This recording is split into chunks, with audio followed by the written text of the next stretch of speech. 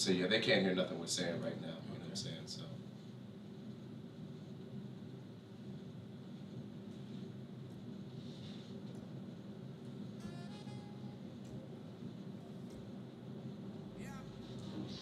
Hit my line anytime you wanna see me, baby. I'm only one call away, but this ain't Chiggy, baby. Love that look in your eye, girl, every time we talk. She a blessing, so I worship the ground that she walk. Gotta let you know I love the time we spend together. Even if I ain't have a phone to text you, I just send a letter. Yeah, you the ish, boo. Swear I'll be by your side, girl, no matter who against you. You my heart, you my soul, you my whole world. My lover, my best friend, you my home girl. I'm thinking about you, that's why I made this song, girl. Niggas in your DMs, but you tell them find their own girl. You the ish all the time. Anytime you lonely, baby girl, just hit my line. I'm trying to steal your heart, so I'm down to do the time. Yeah, exchange. Baby, give me just one call, and I'll be right there. Hey, also, make sure you be like, hey, be like, hey, what was that song you just played in the beginning? That was dope. You know what I'm saying? And then I'm gonna give everybody their shout out. You know what I'm saying? You can hit my line, and I'll be right here. This gray hair on my face makes for good artwork. They ask about the stain on my hoodie, tell them it's hard work.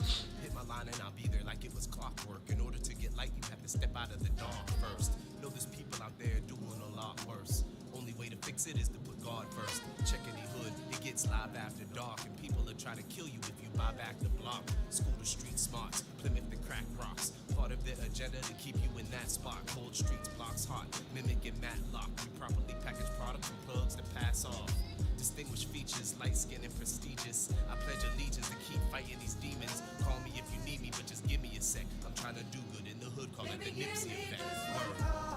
And I'll be right there. You can hit my line, and I'll be right here.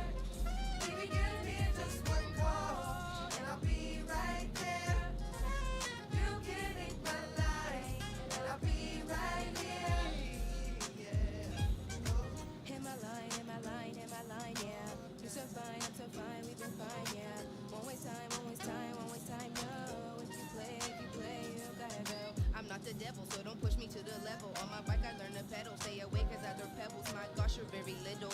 Little like a skittle. Little like comb, and I know you won't forget them. A word. You see me rhyme like this. A word. Don't waste my time and shit. A word. Blowing up my line and shit. A word. I really hope a dollar fit. Check it, I'm not alone. I want you to belong to me. Hit my line. I promise you'll be fine. Come in my life. I wanna be your wife. Hit my line, B, and I promise I'll be nice.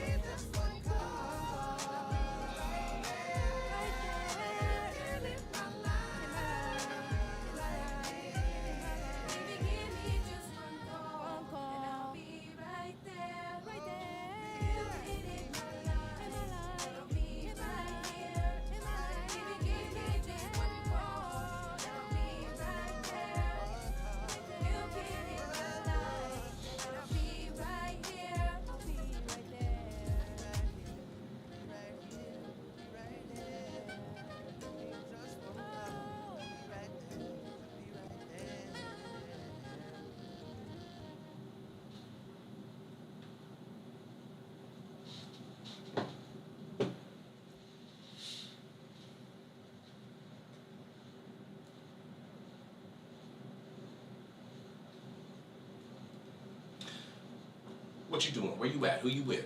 You are now tuned in to the Heavy is the Crowd podcast. I'm your host, DL Malone. The artist, Most Blind. The brand, that's DelTha510. It's also the Cash App if you want to throw your boy a buck. That's DelTha510. Let's go.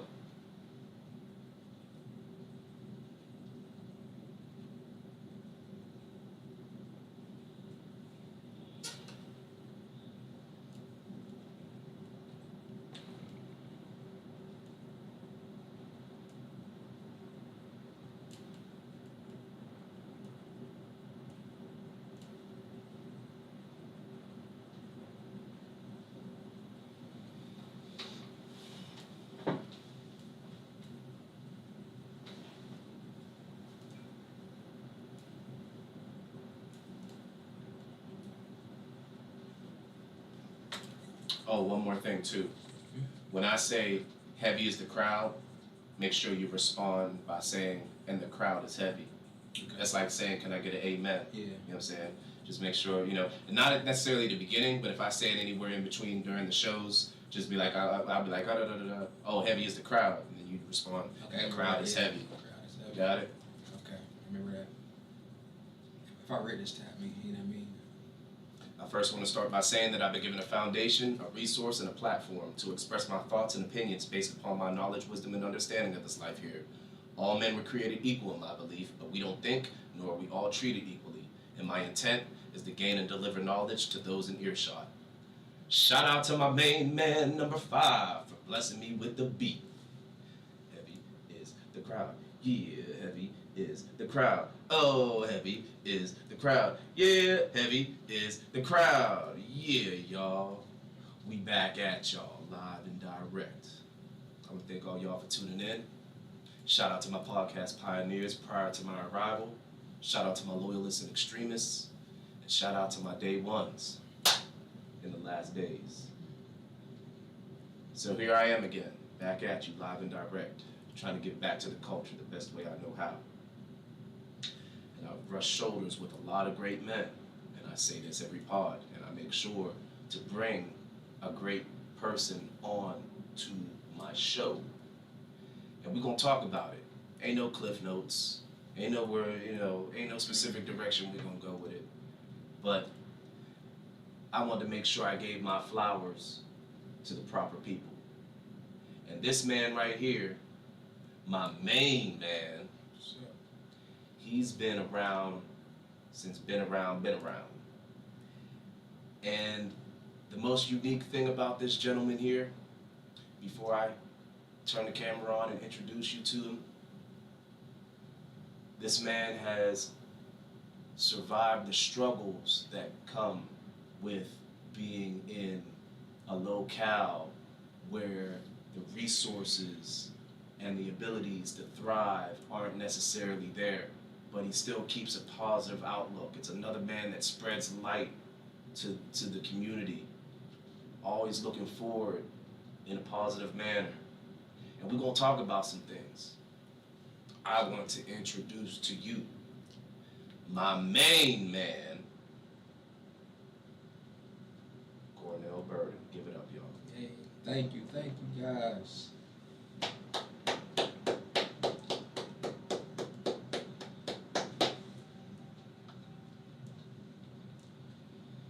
All right, y'all sit y'all ass down. We need to start the show. Yeah, thank you, brother. Thank you for having me on. I appreciate everybody coming on here. It's definitely a blessing and an honor, for sure it is. Hey man, much respect to you. No doubt. Hey, but before I go on, I was hearing some music on the beginning of this. I just want to know, like, what is that? I mean, I've heard it. Yeah, made some of your stuff, but what is that? That's actually my song that I did with Young Midas, Midas the Great, and Leisure, and D Red on the sax. Oh, well, that's what's up. I really messed with that. That was some sweet stuff. I appreciate that. No doubt. You can find that on my album, The Myth of the Social Misfit. That is on all DSPs. You just type in Most Blind and The Myth of the Social Misfit, and I'm pretty sure that album will come up. Okay. You know what I'm saying? Man, but let me thank you again, man, for stopping by on the show. We got some things to talk about. Oh yeah, yes we do. First, let me say, you was a standout at Steubenville Big Red. I tried to be. I worked hard. You're a local legend. You know what I'm saying? And that's one of the reasons I needed to get you on, because you got something to say, and the people need to hear it. Yeah. I mean, I will say. I mean, football, wrestling, baseball was my sports. I played all 4 years, varsity for 3 of them on all three sports, which was basically a character builder for me. Mm-hmm. Growing up in this town and playing those sports for a town that definitely supports what you do. So I definitely kind of made me who I am today, and structured me and molded me to how I think about things. The one thing that I really enjoyed you saying, the phrase that pays, that I'm going to carry along and throw out to the crowd right now, is you said, man, this is your first podcast, but not your first deep conversation. Oh, yeah. So that deserves a. You know what I mean? You know what I mean? Hey, I got 181 subscribers right now. We're on the grind to 1,000, so I can really give you. It's going there.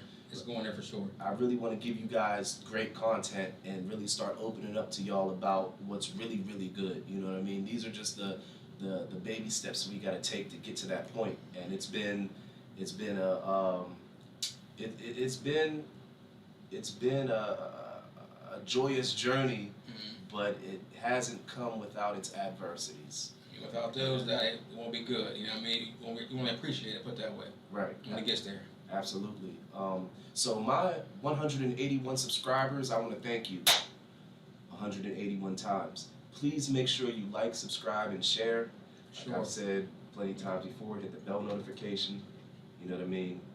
The likes are cool because that makes me feel good. You know what I'm saying? The subscriptions is what is really needed to get me to that point of 1,000. Subscribers. Do that. The shares. The shares is what strengthens the algorithm. You know what I mean? You put it out there in the digital airwaves. Hit that bell. Yeah, man, hit that bell, man. So y'all know when we go live, you live and direct with us as soon as we're going. Like, there's no edits here. You know what I'm saying? But the beauty of it is the people that I bring on, we don't need to edit shit. No, Like, this is no filter. We just go straight at it. You get it live and direct. Live and direct. That's the best way. So yeah, man. You was definitely a sports standout, man. Let me see if I can remember correctly. Now you're a year or two my senior. You know what I mean? You graduated when? 97. 97. Okay, so you're a year my senior. Yeah. Like you said, football, wrestling. I know you for the wrestling. Yeah. I mean, that was my big sport, but I didn't really love wrestling until I got to like my junior year. It was more baseball I loved because I played since I was little league. Yeah. What position? Baseball? Yeah. I played catcher, left field, and third base. Okay. So I played almost every level. I didn't pitch anything like that, but left field is when I got into like high school, Legion Ball, All Stars is when they got more utilized in left field. Just my talents was left field. So. Okay, that's what's Yeah. up. I mean, I knew you on the football field as well. Yeah, you know what yeah. I'm saying? Cornerback and wide receiver. Yeah. Who was playing on the other side of the field with you at that time? Actually, when I started my junior year, like I said, my sophomore year is in the '94 when they had that was one of the best teams, top 10 teams in the Big Red history. Yeah. I might be able to say top 5, but that's arguable. But Yeah. for the most part, It wasn't the best though. Nah. I can tell you. I can be the best. Like I said, that's the thing. I'm a bigger influence. I'm at every Big Red game. I'm always posting updates for every Big Red game. But for me, opposite was Keith West. Okay. When I started my junior year, I was a 2-year starter. Opposite corner was Keith West. So that was my other running mate at cornerback. So we definitely held it down.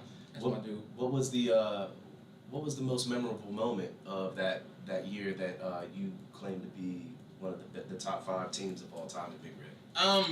My sophomore year, like I said, I didn't play a lot because that team was stacked. I mean, I can go on with names like Nate Johnson, Jason Bixby, Kenny Hawkins. I can go on forever. All the guys that was on that team, and I'm proud enough to say I was on that team. I was able to play with them, but I wasn't better than them at that time. Yeah. But with those guys, But you definitely contributed. oh, for sure. I mean, I was able to letter on special teams and also playing because they blew every team out for the most part. So I was able to play my part, which I'm a type of role player type of guy, so I understand my part in everything I do. So with that, like with them guys being so good, I was able to get on the field a lot and be able to have the experience. So when I did start my junior year, I had the experience and understanding of what to do. So Just off the whim, who was give me some mentionables of greats of Big Red history as far as football teams. as football teams, '94 was a great team. That's the time I played. I'm always gonna be a bias to that. But Right. 2000, 2005, 2006, I mean state championship teams. Right, that was the I have to go there. Even though they were state runner-ups, 2017 with Johnny Blue and them, I can go on with that team. And I would say too, from watching Big Reds at the time I was in 7th grade, and really watching, understanding this is what Big Red does. Like the 2000 team, the 99 team with like Vinny West, top 5 running back in Big Red history, and that was another team. 2017 state championship team was their top 10. I think they had some weaknesses, which, like I said, if you watch Big Red football, you know the holes that they had and didn't have. I'm not saying, I mean, obviously state championship team, but to rank them top 5, I'm not saying I couldn't do it. I could, but like I said, 2005, 2006, when you had Colares, you had Stevie Davis, Demetrius, Bronco Busick. I mean, I can go on. Maurice Bogart. Like I said, I can go on. They had Magnone. So, I mean, I can name a whole bunch of people on that team. Some heavy hitters. Draymond Prey, like I said, I can go on. Yeah. What is something that you took away from football that you were able to implement in everyday life? The camaraderie, for one thing. The having somebody have your back and for a common goal. You know what I mean? We all had a common goal, but we all played our part. So now I can relate that to family. We all have our partner as a family, as a husband, as a wife, as kids. We all got to play a certain role to achieve a greater good. And with that, I knew that I had certain guys that we talk about. We'd be at the bar and we will just always reminisce. Hey, remember that game against Hoban? Remember that game against Manfield? We was down 13-6 and we did this against Campbell Memorial. I can remember all them times of being in the trenches with them guys, making that tackle on 3rd and 3, on 3rd and 1, of stopping them. And we can look back and say, hey, remember that guy? Man, that dude, man, he had me, but you had my back too. So we actually did this, and we accomplished that goal, and we won that game, or we stopped them on that 3rd and long, our 4th down. We did this together. So having that keeps guys connected. I know it keeps me connected with a lot of guys that I play ball with. Yeah, and you still speak to them to this day. To this day. You know what I mean? Like, it's funny because we was on Facebook, and one dude, Zach Holt, like I said, he was on my wrestling team too, but we always talk about so many things that, I mean, I was like, Zach, without coaching Big Red Wrestling, he was like, let me ask you a question. I'm like, dude, you can ask me anything. Like, you know what I mean? Like, we are that close. Like, you one of my dudes, I was in the trenches with you, so you can ask me anything. He was asking me about wrestling, so like that, like, I told them guys, we have that connection, that bond, because we did this together at that point in time in our life, that you can, and now you can't ask me. Now, let's get to the wrestling real quick, because we're going to bounce back and forth to the sports yeah, now. Yeah. Now, you made it to the States once or twice, right? Twice. Yeah, but like one of those 3 times. You got injured and it kept you from going all the way? I'm going to start from the beginning. Okay. With wrestling, it's more of experience thing. Most kids start when they like 6 years old, 7 years old. Yeah. I ain't started until I was a freshman. Okay. So I was way behind the 8 ball. But I'm glad that I had the work ethic to want to work hard and want to always be great. You know what I mean? So from a freshman to actually make it to state in 2 years is rare, because now kids got clubs and they practice all year round. They got one sport. But then I'll toot my own horn, but me only being a freshman, starting wrestling and being a state placer, being on the wall, Big Red's wall for most wins, well, not the most wins, but over 100 wins. Respect to that. Yeah, and that was something that I know I hold dear, and I'm proud of, because like I said, it was like wrestling is a very tough sport, and it's one of them sports that everybody can't do. I mean, and from coaching that, I mean, I've seen a lot of kids come in for a couple days and quit because like, man, this is a hard sport. And the ones who actually persevere through it understand about life, and that's why I love that sport. And for me, like I said, had over 100 wins, state placer, 2-time state all state. That's something that I definitely am proud of. Yeah, much respect to that. Yeah. Now, with that, now this is like 2 parts. Now, speak of let's give me some of the mentionables of the wrestling greats of your time. Of my time, I know I can say off the top of my head, the Hill Brothers. They were a couple years older than me, and they was ones that I looked up to when I first started wrestling. Aaron Newman was another one. He was a couple years older than me. D. Spurriel, Duante, he was another one older than me. Those are the guys that I looked up to. I always seen winning, always seen working hard. So I always try to pattern myself like, man, like them guys is winning. Let me try to be like them. Yeah. You know what I mean? And then that's the guys that I actually wrestle with in the same. But there's guys who came before me. Everybody knew about Tubbo. You know what I mean? Right. 2-time state champ, 4-time state qualifier. I mean, I can go his accolades, all Big Ten All-American, Big Ten champion. Okay. His accolades. Sean McGee is another one that I told him because I actually coached his son. So having coached his son and come full circle, he's another one. I remember I lost to a returning state champion my sophomore year. So what was the name? His name was Cliff Ward from John Marshall. Okay. He was returning state champion. He was real good. Yeah. I lost to him, and in my mindset, I like to lose. Right. So even though my second year wrestling, that's very, very rare, I like to lose. So I lost. I'm sitting in the corner. I'm somewhat sulking. He came to me. He was like, and like I said, he didn't have to. He could say nothing to me. But his words, like, man, Cornell, like, don't worry about that. Keep your head up. And he came from the stands. You know what I mean? He wasn't like he was a coach or anything. Like, he came from the stands. And it was in those words that he gave me of encouragement, like, hey, man, that's something that's going to happen. Hey, you keep your head up. You're going to be better. I see it in you. I'm like, damn, like, this dude, I mean, I knew him. I knew Sean McGee, a great guy. But, like, He took the time out. He took the time out to tell me that to keep my head up and to keep pressing forward. And that right there is one of the reasons why I want to press harder in wrestling. And like I said, when I coached his son, which it came full circle because I coached his son through 2 OVAC championships, state placements, stuff like that. And I'm like, man, like that stuff like that is what helped me get better. Like I said, Sean McGee Sr. was one of them. Charlie Keenan, which I coached his son also. Okay. So that helped me out because when Charlie Keenan came in there, like he would come in the room and beat me up. Literally beat me up to the point where like I'm like I can't breathe. And his brother was a good wrestler too. His brother was also my coach. Dan was also my coach. Okay. Which like I said, I text them every holiday. They text me, hey, you know what I'm saying? Hey, to me and my little brother, happy Thanksgiving to Birden brothers, because we had that relationship with them. You know what I mean? Because they respect us that much, and they knew it was like, man, all the coaches kids I coached, y'all two was the ones that I was able to do whatever with, and y'all understood what I was trying to do, and I actually patterned my coaching style after them. Okay. So there was two greats, like I said, Dan and Charlie Keenan, Sean McGee, Tubbo, Tyrone Roseberry was another one growing up. I seen I'm talking about stud, like I mean without a doubt stud. Yeah.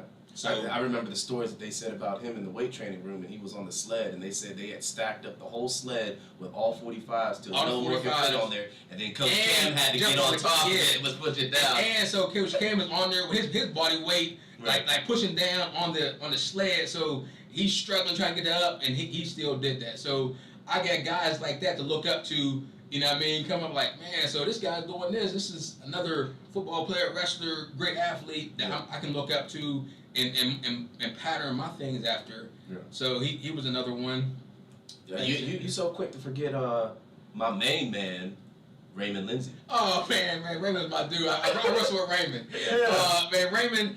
You know what? This is honest God truth. I love Raymond, and you know I love Miss Donald. But Raymond could have been so much better. Raymond had so much talent. He had more talent than I did. I mean, he did win the MVP or the most valuable player. He did. But Raymond, like I met with the state one time. But Raymond was so talented, but Raymond didn't care. You know what I mean? And I love Raymond. I tell Raymond every day too. If Raymond cared, I remember one time, me and my brother, we talk about it all the time. One time Raymond missed practice because he was walking up on the hill. He was like, Coach was like, where was you at, Raymond? I was walking on the hill. Like, what the hell? That's what he said. And I was like, Raymond, come on, dude. Like, you got to be at practice. But, yeah, like, Raymond was my dude. And he was, I never forget, he beat a beast in Terry Smith. Dude from Buckeye Local. I mean, people in Buckeye Local know him in the Valley, know him. When Raymond beat him, it's solidified. Oh, man. I was like, Raymond, if you just want to work a little hard, you know how good you would be. Yeah. But you know what I mean, that's the thing. When you got so much talent, you gotta have the drive to go with it. You gotta have the drive to go with it. You know what I mean? Because I can say I wasn't the most talented, but I would say I worked hard. So, but yeah, Raymond was definitely another one. But like I said, I could probably go on from the times before me Yeah. And then after me and kids I coached, because I coached for 15 years. And within that time period, before we go on to that, let me give a quick shout out to Raymond Lindsay's son, Kamari Lindsay. He just got married over the past weekend. Congratulations to y'all. You know what I'm saying? Mr. and Mrs. Lindsay, you know what I'm saying? Y'all make a beautiful couple. I was so privileged to be able to be there for that, man. It was a beautiful ceremony. You know what I'm saying? They look great together. You know, I wish them nothing but the best. You know what I'm saying? And I was also worried too, because when I went, I was like, you know, keeping it funky. I don't know where it was and where I got this from, but I always wanted to get somebody a toaster for their wedding. You know what I'm saying? So I was like, you know what? I said, this young couple right here, I'm gonna go ahead and get them a toaster. That's what they need. They need a toaster, bro. And I was so worried. Man. Like I was just like, man, like somebody else is gonna get him a toaster, or it's gonna be a lame ass gift. And like I put it in, put it in the bag with a couple of. Was it a double toaster or a single toaster? Oh no, it's 4 slices. Oh you man, know, so, you know, he went all the way up top. Huh? Top with it. Black and Decker out there. You know what I'm saying? He went up top with him. So I had the thing in the bag, right? And I was like, you know, they went through the present. I was like, come on, you wanna open up my gift, like, da. And he was like, all right. So he went over, opened it up, and he was looking at it. He was like, oh, Uncle Delvin. He was like, I was just talking to my wife about this. Like, we needed a toaster. And I'm like, it's all I ever wanted. I was like, yeah, you know what I'm saying? So it made me feel good being able to get them something that they can utilize. That's what's up. You know what I'm saying? Big congrats to him. Hopefully have a long, prosperous marriage. Yeah, absolutely. And shout out to the other son, Isaiah Lindsay. You know what I'm saying? That's my man right there. That's my man right there. You know what I'm saying? But yeah, moving forward, let's talk about those people that came after you. You know, most importantly, Tariq. Yeah, Tariq. You know what I'm saying? He got to work under your tutelage for a while, Yeah, right? yeah. When Tariq came, like I said, I knew he was gonna be special. Why? Well, it's like this. When he was in middle school, OAC championship, he got 4th, which that's great. You know what I mean? And he came to the high school, and we had some upperclassmen who were pretty good. Like that's when we started building the program. I got there in 2005. At that time, Big Red, the wrestling program wasn't where it used to be. Mm-hmm. So he was one of the ones that kind of started our upper trajectory. Mm-hmm. So he came in, he had guys like Anthony Craig, Brandon Llewellyn. They all were real good. I mean, I'm talking about real good. So they were sophomores, juniors, whatever. So when Tariq came in, okay, he's a freshman, 103-pounder. And we actually lost a very good 103-pounder named Devin Brown, who went to Pennsylvania and became a 3-time state champ up there. Okay. He was 3rd for us. So when Tariq came in, and he had a highly ranked guy from John Marshall, Mm-hmm. it's going to be a test. I mean, this guy's ranked 2nd in the OVAC. Mm-hmm. And Tariq went out there and beat him 13-3. And I was like, wow, like Mike, I mean, I knew we had one, Yeah. but I mean, you know what I'm saying? I'm like, but we might have something more than we thought. Yeah. And like also too, that was when it was the first match. And then in the room, like wrestling is a one-on-one sports and battle. One of our kids was wrestling Tariq, and Tariq kept getting the best of him. Mm-hmm. So basically what this kid did is he had him up in the air, he double-legged him. He was so mad because he couldn't beat Tariq. You know what I mean? He almost drove him into a trash can, and they almost got in a fight. If you're in a wrestling crowd, you know, I mean, fights happen because this is a one-on-one sport. Yeah. This is a grind. Right. And they didn't fight, but they almost did. It was very physical. Yeah. But we was like, man, like obviously this is a state-ranked guy, And he's getting frustrated. Who frustrated by this freshman. Yeah. So from that point on, I was like, man, this guy be something special. Yeah. And he went on to. And he went on to do a lot, right? It was winning. He was a 4-time OVAC champion, which there is about not even 10 in the whole OVAC, in the whole history of OVAC. Yeah. You know what I mean? Like Tubbo, as great as he was only a 3-timer. Okay. You know what I mean? So he was our first 4-timer. He was our first 4-time state placer, which, you know what I mean? State placing is a huge thing. To do it 1 time is great. To do it 4 times is Really speaks volumes. It's amazing. Uh-huh. And he was a 3-time state runner-up. He never won a state champion. And like I said, he lost. And I'll put out to him. He lost to a 4-timer. He lost to a 3-timer. And he lost to a 2-timer. So it wasn't like he lost to no chumps. He didn't lose to no chumps. You know what I mean? He lost to some great kids, very, very. So no young Cinderella men. team. You know what I He mean? was- So, but from that, so that was his high school career, and it didn't stop there. Right. He goes on to NC State. Well, I'm saying before that, Ironman tournament is one of the best tournaments in the country, hardest tournaments in the country. Okay. I mean, this came from California, from New Jersey. Those two are two of the best states. PA. They all come to wrestle an Ironman tournament up in Walsh Jesuit, up in Ohio. Okay. He won this tournament. You know what I mean? To At win what, this at what weight class? at 126. And at that weight class, that I'm trying to tell you, if anybody knows anything about wrestling, you know about the Ironman tournament, and you know that's the hardest tournament to place at. Yeah. Not alone win, place at. Right. He won this tournament, and I would say, and to me, it was convincing fashion. I mean, he beat a 3-time from Pennsylvania. Mm-hmm. He beat a 2-time from Ohio. He beat a 2-timer from California to win this tournament. Okay. So from that, once he won that tournament, I remember people was like, "Man, who is this kid? How come he's on the radar?" You know what I mean? I was like, I don't know why y'all don't see this kid, and I don't know why y'all understand. So he goes to NC State, which, you know what I mean, Coach Pop was a great coach. He goes to NC State, becomes a 4-time All-American down there. And y'all have no idea how hard it is to become a 4-time All-American in college. In college, most kids don't become a 2-time or 1-time All-American. You know what I mean? Yeah. And when you become a 4-time All-American, and this is through the COVID year, you know what I mean? Okay. So he was a 4-time All-American, which, like I said, that's a shout out to Tariq. I mean, like I said, you know how much love I have for you, and I've always been in your corner. But to do that is Remarkable. remarkable. You know what I mean? Beyond words. So that was just one of the kids I had throughout that time. Bronco Busick is another one. Mm-hmm. Shout out to Bronco. Man, Bronco is my man. He already know that. I see him all the time. Yeah. He's over coaching Weir Madonna football right now. Okay. Yeah, and he just had a fight maybe a couple weeks ago. He's doing the MMA fight Yeah, too. yeah, you know yeah. what I'm saying? He's doing okay in I that. believe he fought at like 185. Yeah. So we have Bronco, and he came over here. He was also a football standout. I named him earlier when we were talking about the 2016, 2005 team. Yeah, he was there for the Bronco back-to-back. He, Yeah. he was on that 2006 team, so I named him also in that. But Bronco was another one of the kids I coached who he didn't win a state championship, but he should have won one. He got hurt.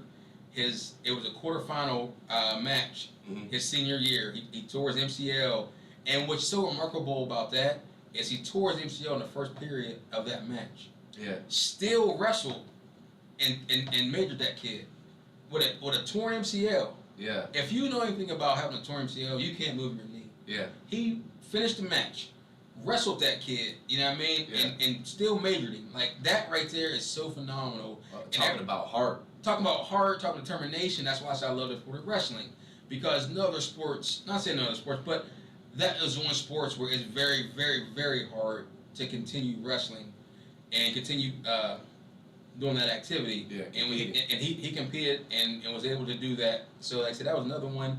Like I said, I don't want to shortchange anybody I ever coached, because anybody I ever coached, I loved. You know what I mean? If I was in your corner at any time, You believed in him. I believed in them, and I said it's funny because I'm a referee. Okay. So being a referee, I was on the refs so hard for my kids. I mean the coach, the referees know it. Here come Cornell, here come Birden. He gave Yeah. oh, they're trying to argue a rule. Every point, if y'all didn't get it 100% right, my kid is going to get every benefit of the doubt, because I love every kid I coached. Yeah. So that's why I said I can go on about so many kids, individuals, but I love everyone that I ever coached. Mm-hmm. And like I said, I got a couple that I had, like Greg Murray was a state runner-up for me. Anthony Rice, another 4-time state placer. Like I said, talent-wise, man, he was unbelievable. Yeah. Right now, shout out to him. He's going to Denver to be a dentist, to medical school to be a dentist. Okay. So another shout out to him. Okay. Jay Sean Hubbard, he was at Ohio State right now, wrestling on the wrestling team. He was another state finalist. Yeah. Trying to think of all the state finalists I had.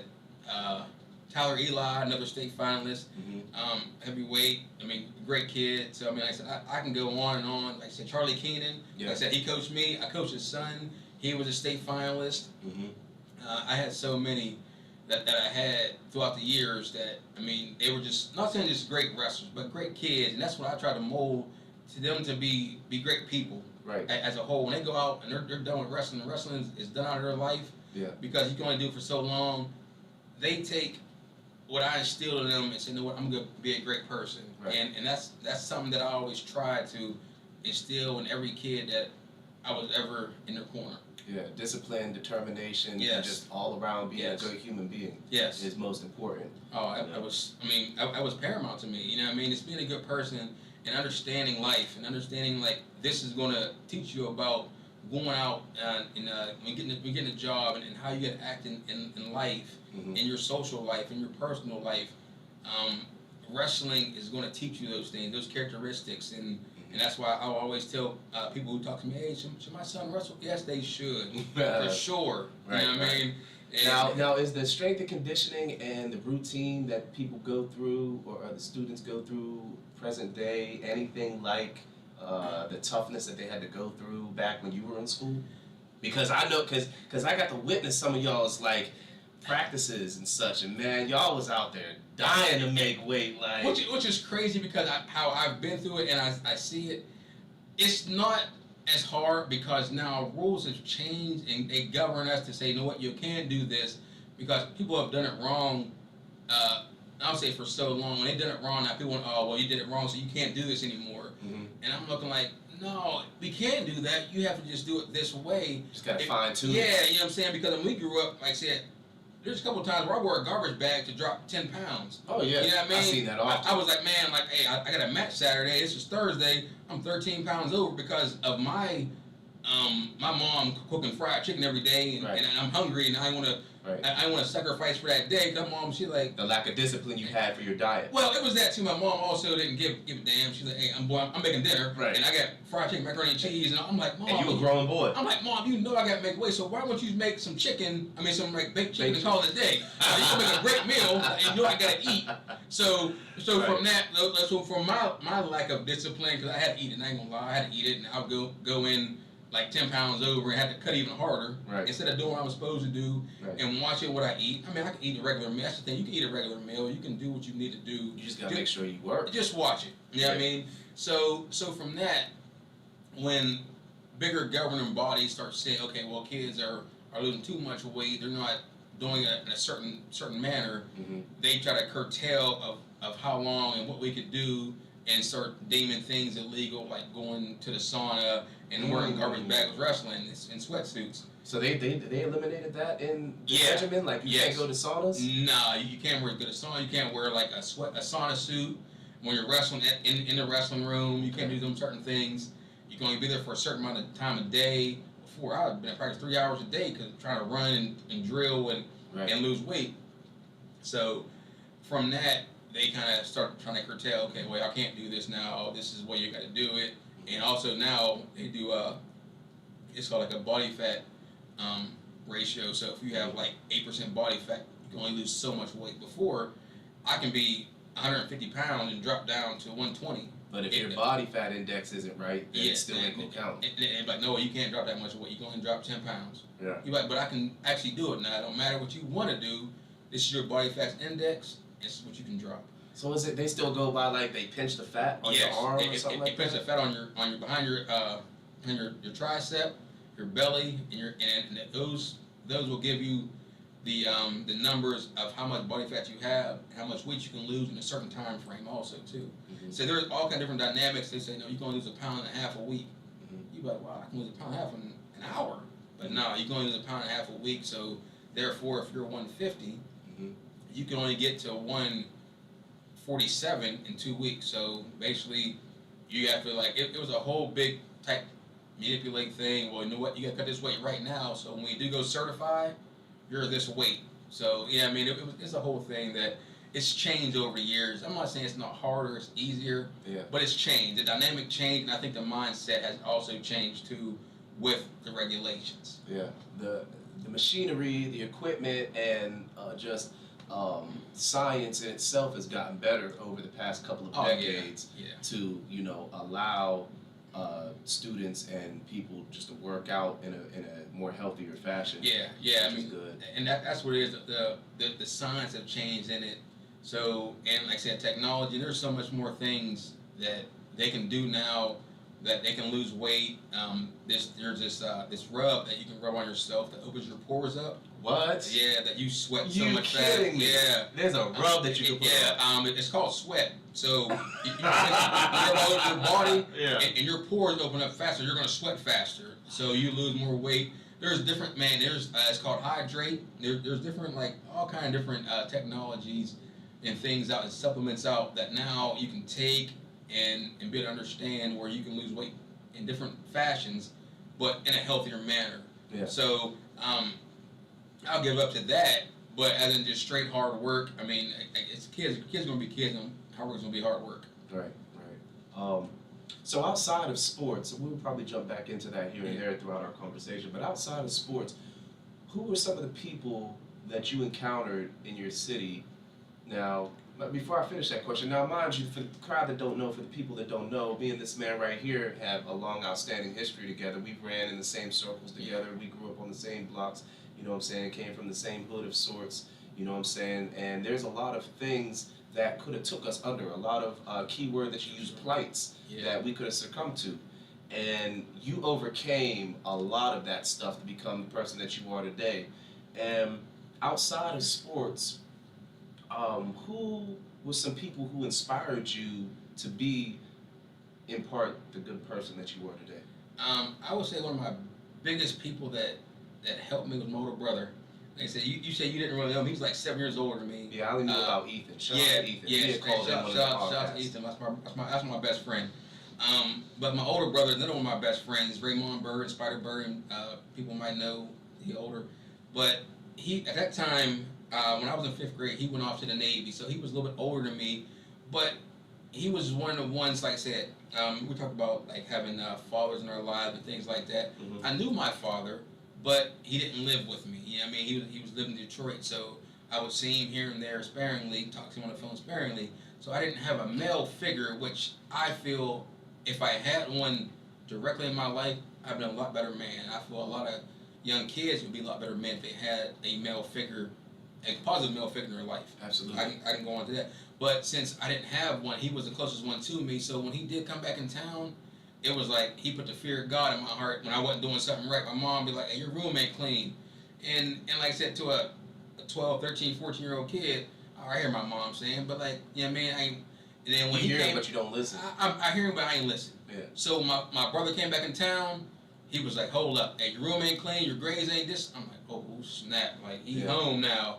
Yeah. I better try to like get all my bad grades up in one day. Yeah. You know what I mean? which is impossible. Right. Because that's the fear, and not so much fear, the respect I had for a positive male figure in my life. Mm-hmm. So when he came back, he did so much for me, as in just for school and just understanding about life. Like I said, like he showed me so much. Because him being in the Navy traveling, he'd been to Trinidad, Italy, Japan, and as a kid coming from nothing to hear it, man, you've been in different countries. Right. That was something that I aspired and I wanted to be, actually. You know what I mean? Before I started getting good in athletics, I was going to the Navy myself. I was like, well, he in the Navy, that's what I'm doing. That's my path too. Mm-hmm. So he was definitely one. Another one, I'm pretty sure a lot of us had him. He was my first black teacher, Mr. Gill. Mr. Gillison. Oh man, Mr. hold Gill. on, pause. Shout out to Mr. Gillison, Yes. man. One of the most inspiring, influential, outstanding character. You know what I'm saying? A black man, a teacher, educator. Yes. You know what I'm saying? Counselor. You know what I'm saying? Because he was a counselor too, man. Like he was. He was everything. Hey, let me give you Man. Bro, he was so instrumental to the success of a lot of us around here. Yes. You know what I mean? He knew what to say and how to say it to you and when to say it to you. And he never bit his tongue. Oh man. Nothing. He just hey man, what is this? Like, come on, man. He was the first black teacher I heard cuss. I was like, I never forget, I was 6th grade and we was in guidance class and we sat in a big circle. And he was I was like, he heard cussing, like, I didn't think you can do that. I was like, right. Is something gonna happen?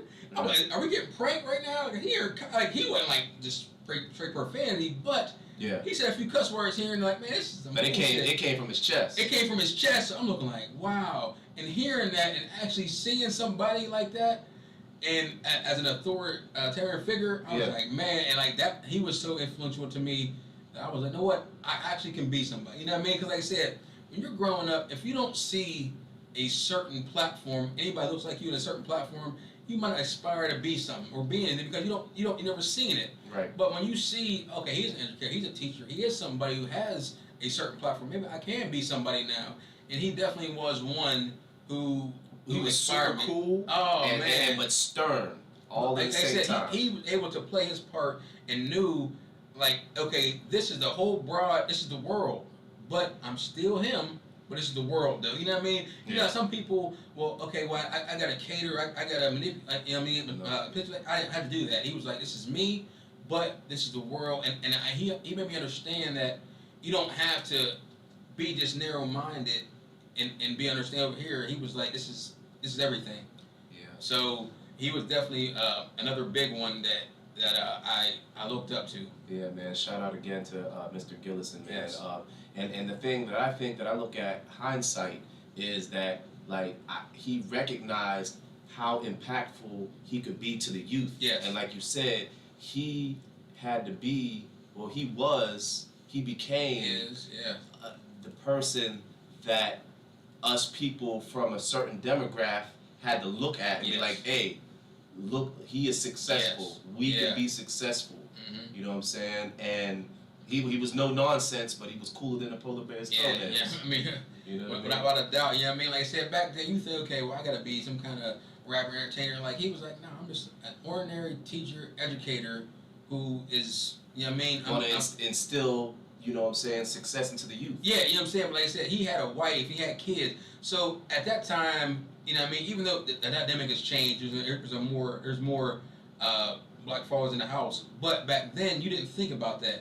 And when you seen somebody like that who encompasses all that, that's what makes you say, you know what, I can be more than what I'm seeing in front of me. You know what I mean? Mm-hmm. And like I said, he definitely was a big one for me. I know I can be Be what I want to be if I work hard at it. Yeah, he encompassed that for sure. Yeah, absolutely, man. Such a great man. Yeah. You know what I'm saying? I ran into him maybe, it was last year at the First Fridays that we had downtown and such.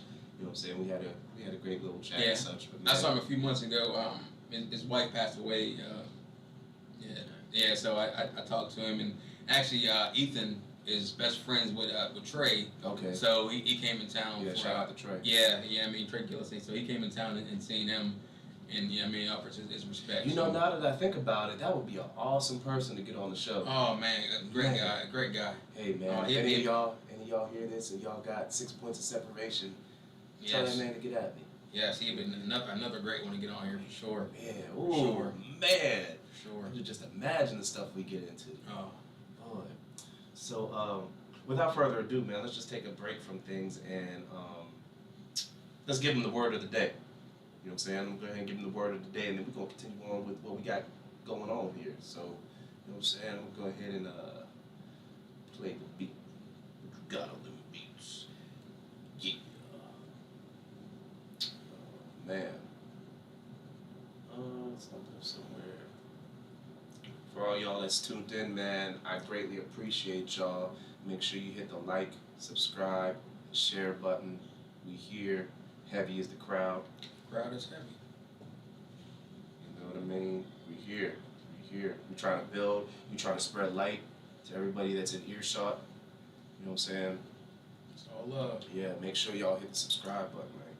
Here with my main man, Cornell Birden. Yes, sir. All right. So we got this word of the day, and I might just doggone say it the wrong way. You know what I mean? But I looked at the word, and I just felt like it was ever so fitting for the moment. It's a good word. Yeah, man. Yeah. There we go. Hey, shout out to my main man, Jag the Apostle, for blessing me with this beat for the commercial break. Just so y'all know, a little special announcement before I go into the word of the day. I will be performing at the African American Heritage Festival this year in the North End Ball Field in Steubenville, Ohio. So if you guys have a second to, stop by and support the people that have their little shops set up and such. And if you want to hear some good music, man, I'm going to try to rock the show for a little bit. You know what I'm saying? This is what we do. This is how I do.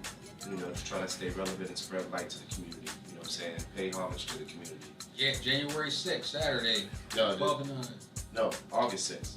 I'm sorry, August 6th. August 6th. August 6th. August 6th. That's this Saturday. This Saturday. Yeah, man. This Saturday. 5 days. Hey, be Yeah, down man. there support. Yeah, man. Not only me, but all the people that got Everybody. their booths there. You know what I mean? Yes. We trying to build Steubenville back up to be a reputable city, one brick at a Yes. time. You know what I mean? So the word of the day, heavy as the crowd, y'all, is archetypal. Archetypal. Archetypal. Okay? As y'all see in the description, you know what I'm saying? Y'all pronounce it how y'all want, but I'm pretty sure that's how y'all say it. Yes, archetypal. Archetypal.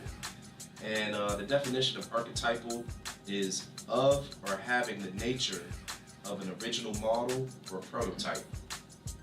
Okay? So I guess that's meaning like you have the essence of something original. You know what I mean? Or something that is about to be revealed, you know, a prototype of sorts. You know, so archetypal is of or having the nature of an original model or prototype. So I guess that's just meaning the likeness of something authentic. And you know, I like to consider Heavy as the Crowd as something to be authentic and archetypal. You know what I mean? I like to think that I was a pioneer in my area of this little local thing that we got going on. But the humble pie that I eat every day and every episode before I begin is knowing that there's going to be someone that comes after me that's going to do it bigger and better. And if I can inspire one person to do better, to be greater, to do more, and to inspire the next person, then I've done my job. You know, like I said before, you're not going to get the best material until we hit 1,000 subscribers. Once I hit 1,000 subscribers, I might just drop a hit of acid and go bonkers on y'all. But you know what I'm saying? But you know, we gonna keep it all the way funky with y'all. You know what I'm saying? No drugs were done during this broadcast, so say no drugs, guys. But yeah, man, it's Heavy as the Crowd. Everybody that's tuned in, I want to thank y'all. We're gonna get right back to it. You know what I'm saying?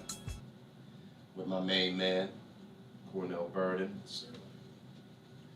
Yeah, so, you know, we've talked a lot of sports. Hopefully here in this second half of the segment, we can get into more life issues and such. Yes, But before we deep dive like that, what's up with our Browns, man, bro? Hey, our Browns is where it's going to be. I don't care what nobody say. We're going to do it this year. I know I said every year, and we don't, but this year, I hope we're going to do it. I don't know. I hope So here's the thing about it that I got that perplexes me. You know, they we signed Deshaun Jackson, right? Or Deshaun Watson. Excuse me, yes. Deshaun Watson. Yes. Shout out to him. And you know, I can't hold you. Like, I definitely think overall he's a better quarterback than what Baker Mayfield was. But I had a lot of faith in Baker Mayfield. You know what? See, and everybody who knows me and know how I feel about the Browns, I go hard for them no matter what. I'm always going to praise them when they need to, and I'm a down when we need to criticize. Right. So from Baker Mayfield's standpoint, like I said, when we drafted him, I wasn't high for the first pick in the draft, but I think he done more for us than any quarterback has done since our expansion. So I give him props for that. Well, I mean, you know that Derek Anderson took us to the playoffs that were. He took us to like a 10-6 record back in like the late 2000s. Yeah, he took us to a playoff. We lost to the Steelers. No, we didn't go to the playoffs because we had a tie record with the Steelers and lost a tie. No, with the Titans. You know what I'm saying?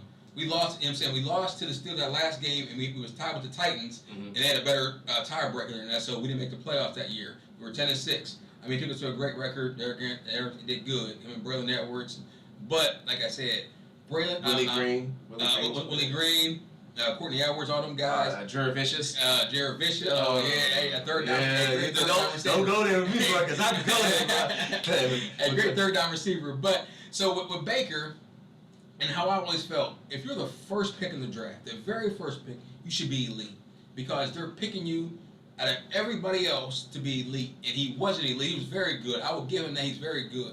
He wasn't elite. So I think in the NFL, we gave him 4 years. Okay, you know what? Time to be elite, and took us to a playoff win. I give him that. But and this is a business. There's nobody who is not subject to an upgrade, and I feel Deshaun Watson is an upgrade to Baker Mayfield. Not saying he's not good. Not saying he won't go down Carolina. I agree. I agree. But let me interject though. Like he went through how many offensive coordinators throughout every 4 years? He did all that. He didn't get any type of stability placed to him, and still thrived in a hostile organization. I would give you all. I would give you all that. I would put credit to everything you just said. But still, within that, I can name other quarterbacks who had the same thing. Aaron Rodgers had that. He had multiple quarterbacks come in. He still was almost MVP every year. I can name other guys who traded. Who rotated their offensive coordinator. Big Ben lost offensive coordinators every couple of years. He had Haley. He had a couple other guys. He was still an elite. But they had a defense. They had a defense that kept him in the game. You're right, but he was an elite quarterback though. So him having a great defense is kept him in the playoffs every year. But I'm saying him being an elite quarterback, throwing for almost 4,000 or 5,000 yards, 30-something touchdowns every year, and being a game manager, winning games, he didn't do that every time. And you can see sometimes when he was in the pocket where he was jittery. He didn't. I mean, like I said, he was a tough dude. He was hurt and played through it. I give him. Like I said, I will give him every credit in the world. And I'm not saying he's not a good quarterback, but the Browns, for our organization, we need great right now for us to have a culture of being better. Right now, we don't have that. I definitely think he grew those first 3 years, man. He grew. And like I said, I never forget where I was at when he stepped in. I was at Applebee's watching the game when Tyrod Taylor got hurt. He came in and stepped in before against the Jets. I never forget where I was at because I love the Browns that much. But also knowing that, being right there, being a Browns enthusiast, still feeling that I'm not saying that he might have been slighted in some way, but us getting Deshaun Watson, I think Deshaun Watson is an upgrade to Baker Mayfield. And if people don't think that... And you were willing to take all the off-field flack that came with him just to, Well, I'm not saying that. Was he worth $230 million guaranteed? I don't think nobody's worth that. But obviously, the Browns thought that. I never thought. I was like, God, this is what we going to do? Yeah. If we can give up 3 first-round picks for this dude, right. we better go to the Super Bowl. Yeah. You know what I mean? And that's my expectation now. Yeah. It's nothing less. So, in 2-3 years... If we're at the Super Bowl in them 3 years, because I'm saying you have to give him a couple years to get. Because his first year definitely isn't going to happen. He's 6 games, at least 6 games. Now with that, I hate to shoot it straight into a different lane, but bro, he only got suspended for 6 games for that kind of stuff. But then but for Josh Gordon, he was suspended 25+ games. See. You know what I'm saying, for weed. Well, because he couldn't get off the weed. Off the weed. Like I said, and you know what? It might come off as a victim blamer, and I don't want to do that because I have daughters and a wife and sisters and stuff like that. Shout out to him.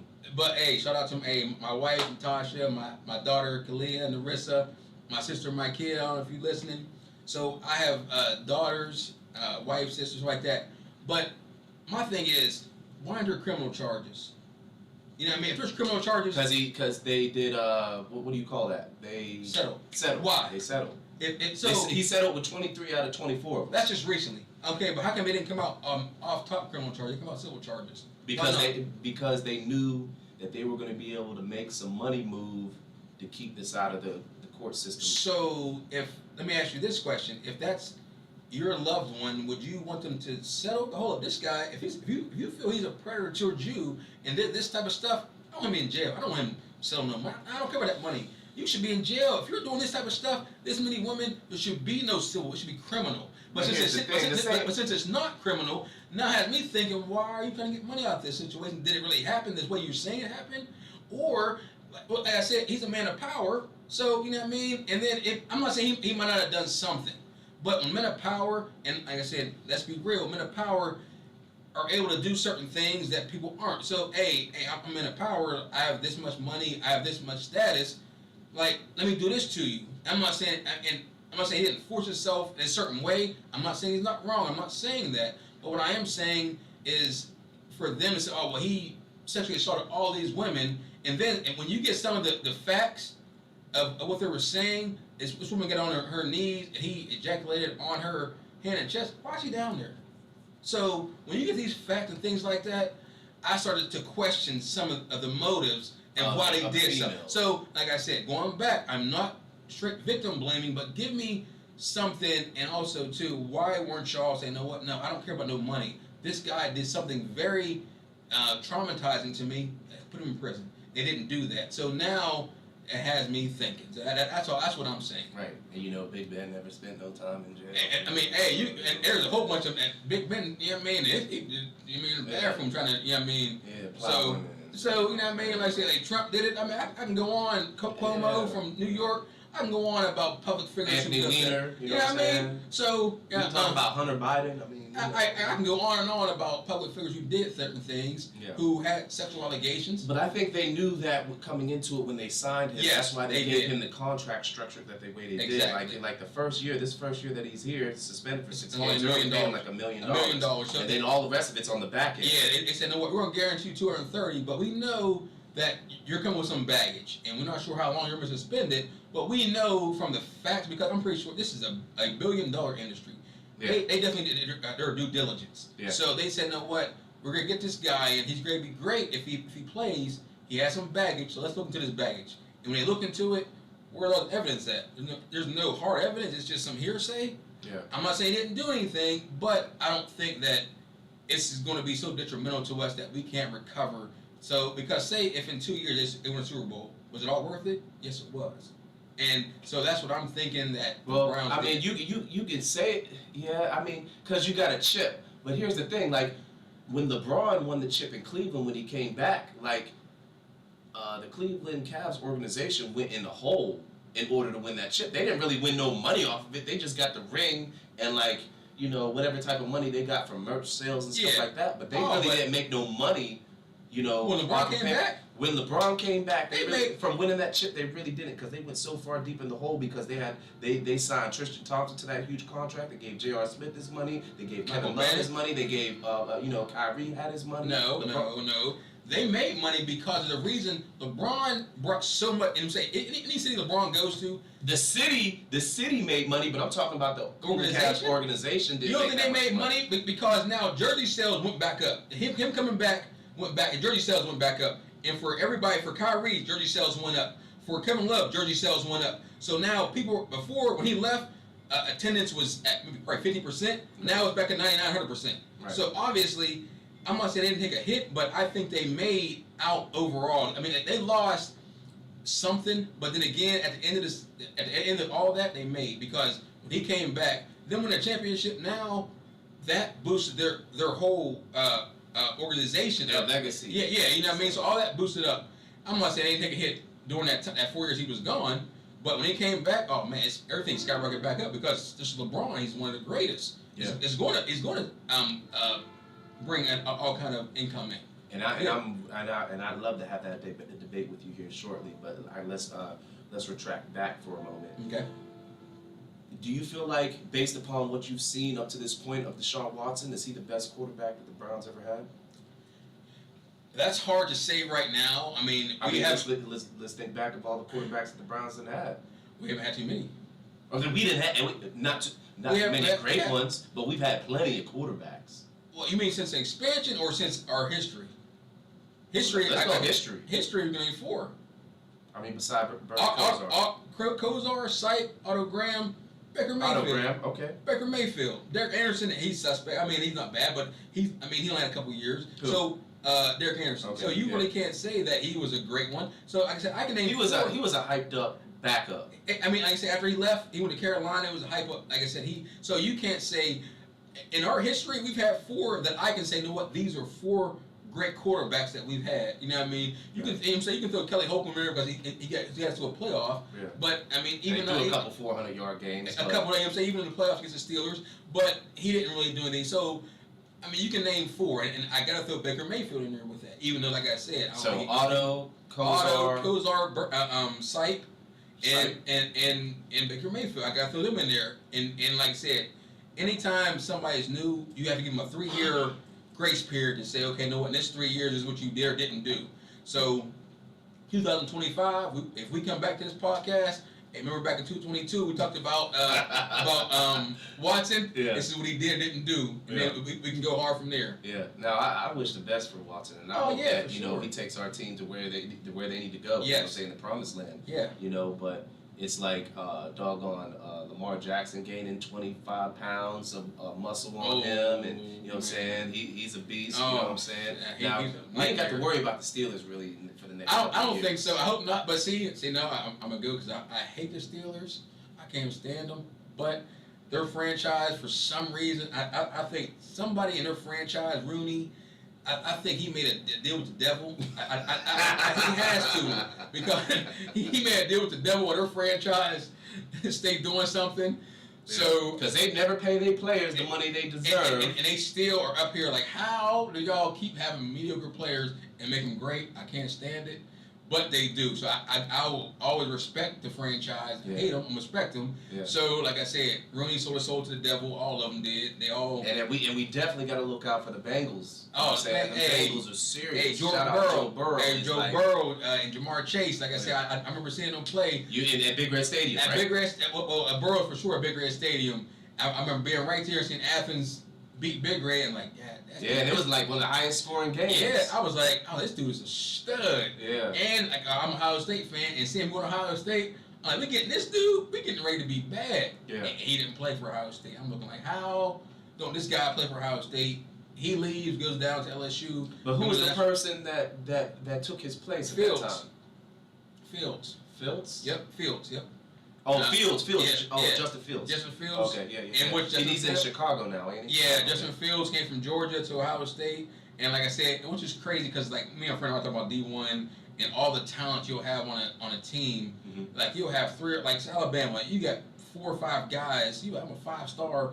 I can't get on the field to my junior year because you got too many guys in front of you who, if they will leave and go somewhere else, they're starters, they're all Americans.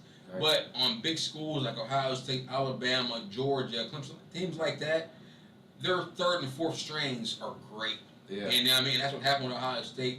I think Burrows got lost in the wash.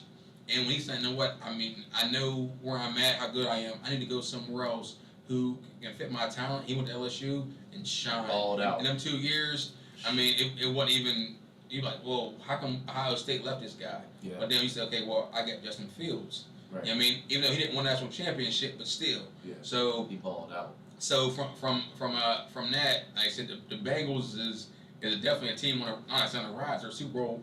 They're on the radar. Yeah, I mean they're there. What you mean on the radar? They're Super Bowl runner-ups. runner-ups, I mean, so I mean they're there. Yeah. And I think, I mean, me being an Ohio fan, I like the Bengals. That's like, I mean, one of the teams I root for. I'm loyal to Ohio. And my team's from Ohio: the Browns, the Guardians, the Cavs, Ohio State. So I am not a fan of the Guardians' name, man. I don't like it either. I mean, because I don't like it either. But when I'm gonna keep calling the Indians in 30 years from now when they've been a, so I mean I have to adapt with what they're You still calling. got old folks calling New York the Knickerbockers. You know what I'm saying? Hey, what, the Knickerbockers are the Knicks, so you can say that unless, I mean, if everybody calling the Washington Redskins, now they're the Commanders. So, you know what I mean? I don't think like it. that was so lame. Like, you know, we should be getting rid of the Cowboys. We should get rid. I mean, what the hell is a Seahawk? You know what the hell is a Seahawk? But like I said, it's not Patriot. Even though I can go get into that whole racial thing about, okay, you're Kim saying, because I remember like first time I saw Bomani Jones with a Caucasian shirt on. Yeah. I said, wow, that's so funny. You know what I mean? It was a Cleveland Indians logo, the head of Indian. Yeah, right. But it was a white dude. Chief Wahoo. Yeah, Chief Wahoo. And it said Caucasians, and I laughed so hard at that. But when I cracked up so hard, and I understood his message. You know what I mean? He said, y'all talk about, you know what I mean? Well, it shouldn't bother y'all, blah, blah, blah. I'm like, okay, but if somebody finds it offensive, then that's what it is. But I think saying the Caucasians is like, you're purposely taking it there, as opposed to like the Indians was something that they were giving an ode to. You know what I'm saying? They had an Indian player that played for the Indians and such. Well, like I said, in that aspect, I'm going to cut you off, in that aspect, you're right. You're right what you were saying. But people still said, okay, well, you can call these people Indians. You know what I mean? You're calling them... If you're going to get rid of the Indians, you absolutely need to get rid of the Cowboys. I don't like the Cowboys anyway. I'm not a Cowboy fan, but what is a Cowboy? It's a a guy. What's an Indian? Cowboy was the Cowboy was the adversary of an Indian. But Indian is a race. A cowboy is somebody who's adversary. You know what I mean? I can be a cowboy. Indian isn't a race. Indigenous is a race. Yes, they are, but they're saying that a cowboy isn't indigenous to anything or they're not a race. So why should we get rid of a name? Because they were an adversary of an Indian who killed off the Indians. I mean, we played cowboys and Indians as children. But so is Caucasian. So yeah, but it was like, I mean, so if you're gonna play semantics, then you gotta go there too. Yeah. Yeah, I mean, so we don't got no teams out there called the Pilgrims. So I mean, if we did, then we probably get rid of them too. So I mean, I'm not opposed to either way. But we got the Seahawks, bro. What the hell is a Seattle Seahawk? It's a Seahawk. What's a Seahawk? Show me a Seahawk. Google me a Seahawk. A hawk by the sea, I guess. I don't know.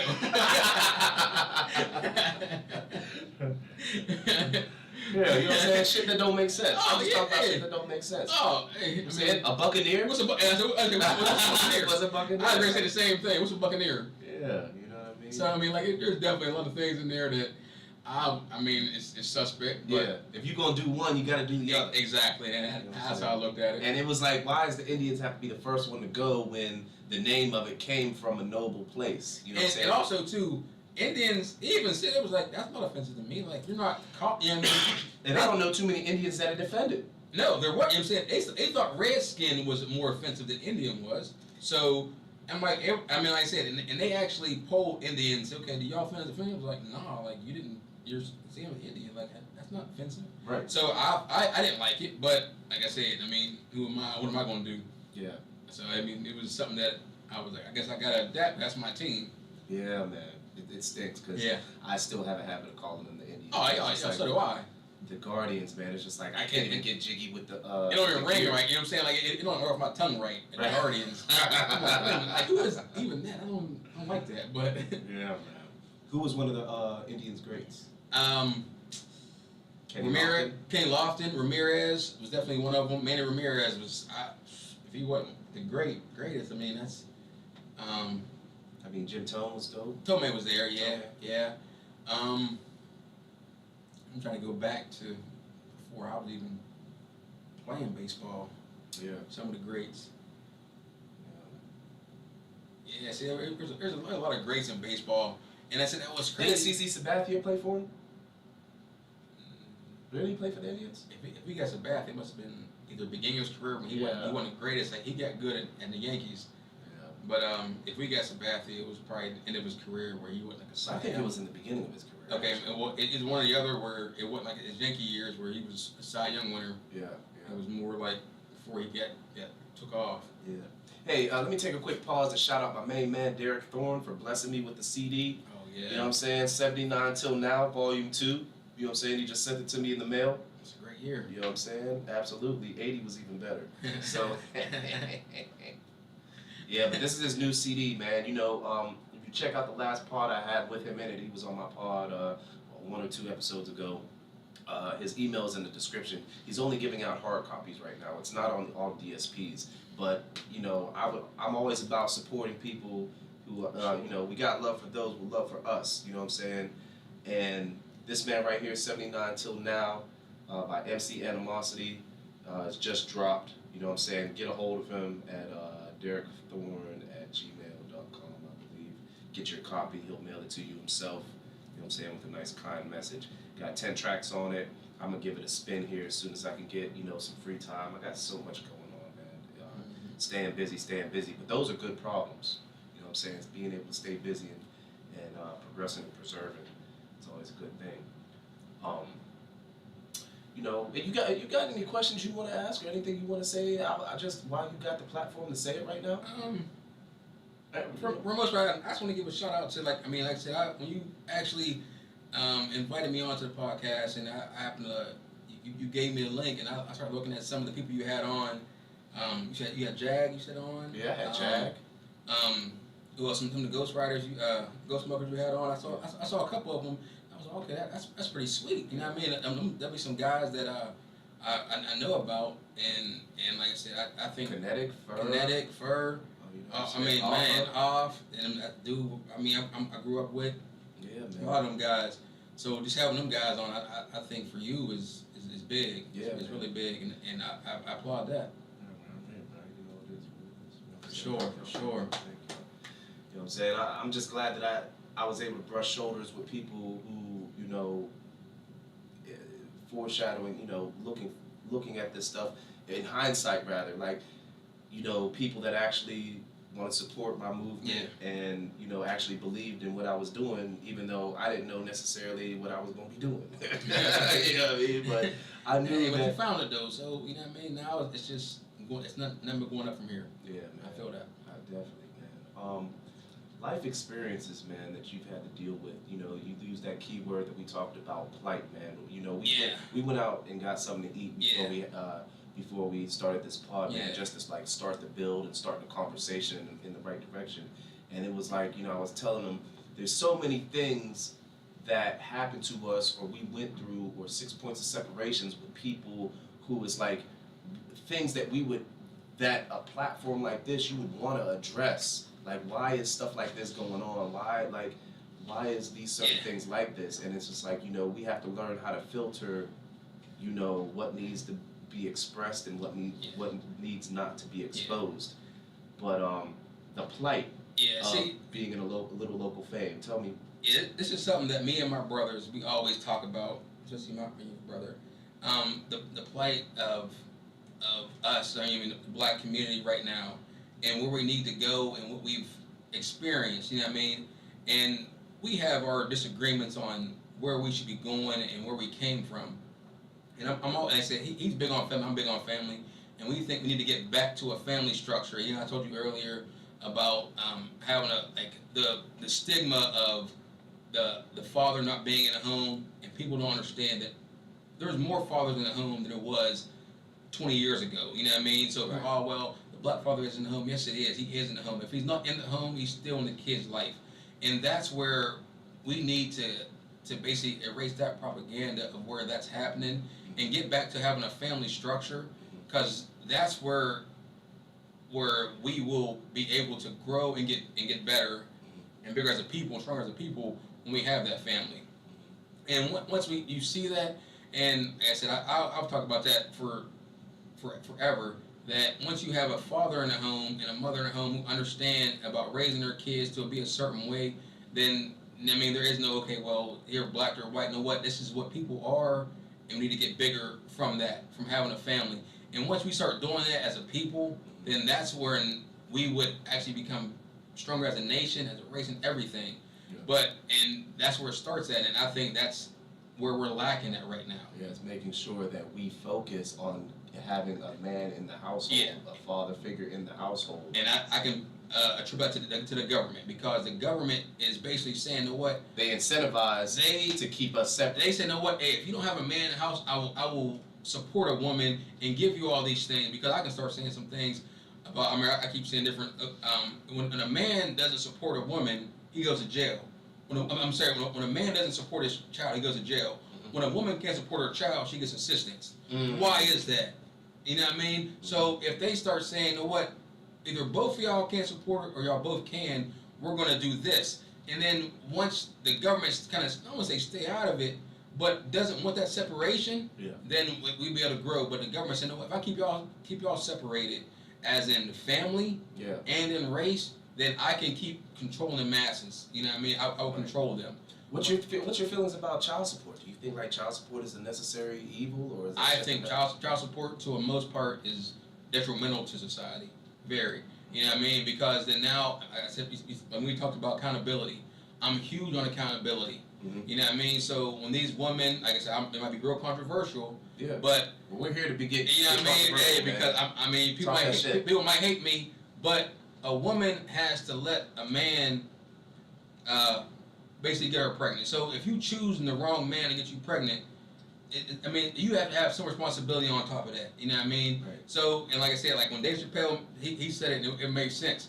He said, if a woman has the right to abort a baby, then I should have the right to financially abort the baby. I'm like, man, that's messed up. Right. It makes sense though. You know what I mean? I'm not saying it's right, because I'm always, like I said, I'm always supporting my kids. But in the same token, if a woman said, no, what, I need to take way more responsibility on who I have a kid with, then I don't think it would happen like that. But when they say, okay, I'm gonna have a kid with anybody, oh, this guy's a deadbeat.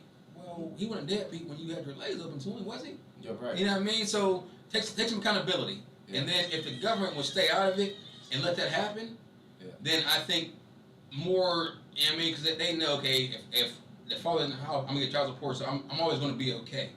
If they would know that their accountability would be taken in question and they would have to step up, I think less females would be like, you know what, anybody can get me pregnant and I can do whatever. No, I have to support these kids on my own. Or, I have to be more selective of who I have kids with. And when that comes into play, then I think it would change. Yeah. And also the village holding a man more accountable to be in their child's life. There's that too. But like I said, I'm going back. Like I said, people still have that mindset that men are in their. How many men do you know who they might not be in the home with their kid, but still take care of their kid? I know a lot of men that try to be in their child's life, but you got females who don't. But the females that don't allow that. Exactly. And they condition the child to hate the man. But see, people have that stigma that think that the father is just a deadbeat, right? And that's not the case. You know what I mean? You can probably name way more people you know who are fathers who are in their kid's life than the opposite. It was, I don't know my kid at all. I will attest to this. I know a lot more men who have custody of their child now and not the mother. I know that's happening. There you go. So you see what I'm saying? Yeah. You see how that stigma and that propaganda is put out there that the men aren't taking care of their kids or don't want to be in their kids' don't want to be in their kids' life. And then, like I said, and also the courts are coming into this, and the courts are always swaying. I think I saw a percentage of how much custody and things like that. It's like an 82 to 18% of the female getting custody or having the rights over the kid than the father. That's huge. You know what I mean? So from that, like I said, but still there's more fathers in the kid's life than what is perceived. Yeah. And I agree. And once people start understanding that, then I think the stigma would change. What's your thoughts about abortion and all this ruckus that we're going through now? Oh man, now like I the states said, being able to take control. I'm not saying I'm torn, but I'm like, how can men have rights or a opinion over a female's body?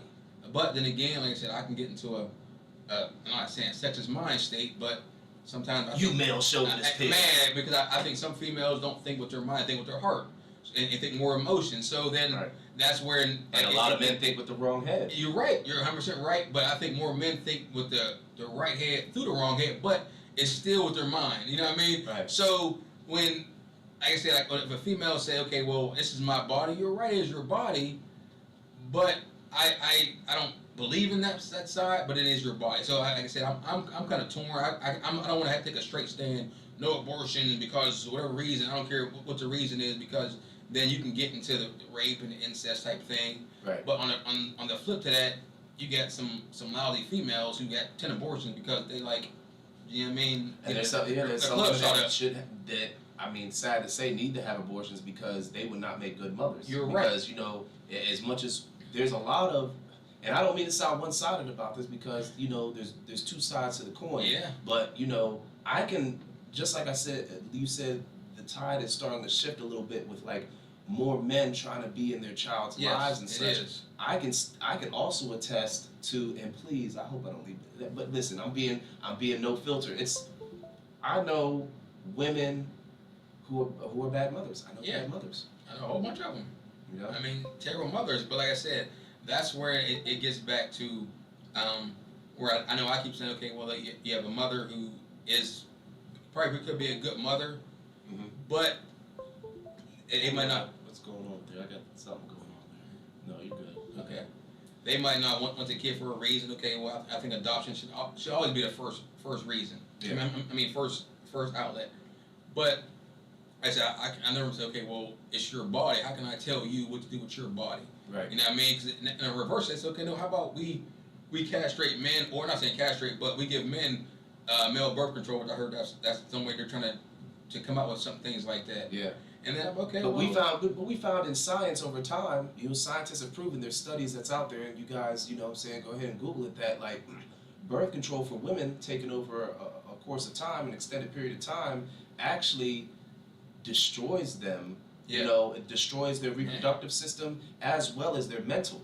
You know what I'm saying? Along with the abortions, like you go and get 2, 3, I mean it could be 1, 2, 3, 4 abortions and stuff. Such it really affects one's psyche. Yes, it You know what I'm definitely does. And it should. I mean, that's something where it definitely should affect your Birth psyche. control should be a temporary thing for all women. You know what I mean? Because if you take it for too long, there's side effects That's funny you said that, because I'm going through that personally with my wife. We are on birth control, and and there's certain things that's not always right with it. You know what I mean? We're in our 40s right now, and everything you're saying is. I mean, it thins the lining of the uterus, Yes. you know, amongst a lot of other things. You know what I'm saying? The weight gain that comes with it, you know. The mental part of it, yeah. The mental part, Yes. you know what I mean? And also, it's also been scientifically proven that birth control hampers the senses for women that smell the pheromones to attract men. You know what I'm saying? So women who are on birth control lose the sense of pheromones. You know, they're attracted. Like they're just attracted because of their sexual drive, but not because of their true senses attracting them to someone. Nature, you know what I'm saying? And you know, for lack of a better term, I've dealt with women who were on birth control, and then you know, when they got off of birth control, they'd be like, "Oh, you smell funny." Like, or you smell a certain type of way. You know what I'm saying? Like, they was like, oh, I noticed that you smell. Like, not necessarily a stink, but it wasn't like, oh, okay, well, you ain't my type of smell no more. You know what I'm saying? But, you know, while they was on birth control, it was like whatever. You know what I'm saying? Sex drive was there, this, that, and the other. They didn't say, you know, I'm just throwing little things out there for people to research while they're on. To understand. You know what I'm saying? Your boy be smelling good. I bathe all the time. I wouldn't, you know what I'm saying? Play. Your cool water cologne? Yeah, hey, don't make me go grab it. I got some. I got the cologne and the body wash. You ain't saying nothing. Yeah, so what's your favorite cologne?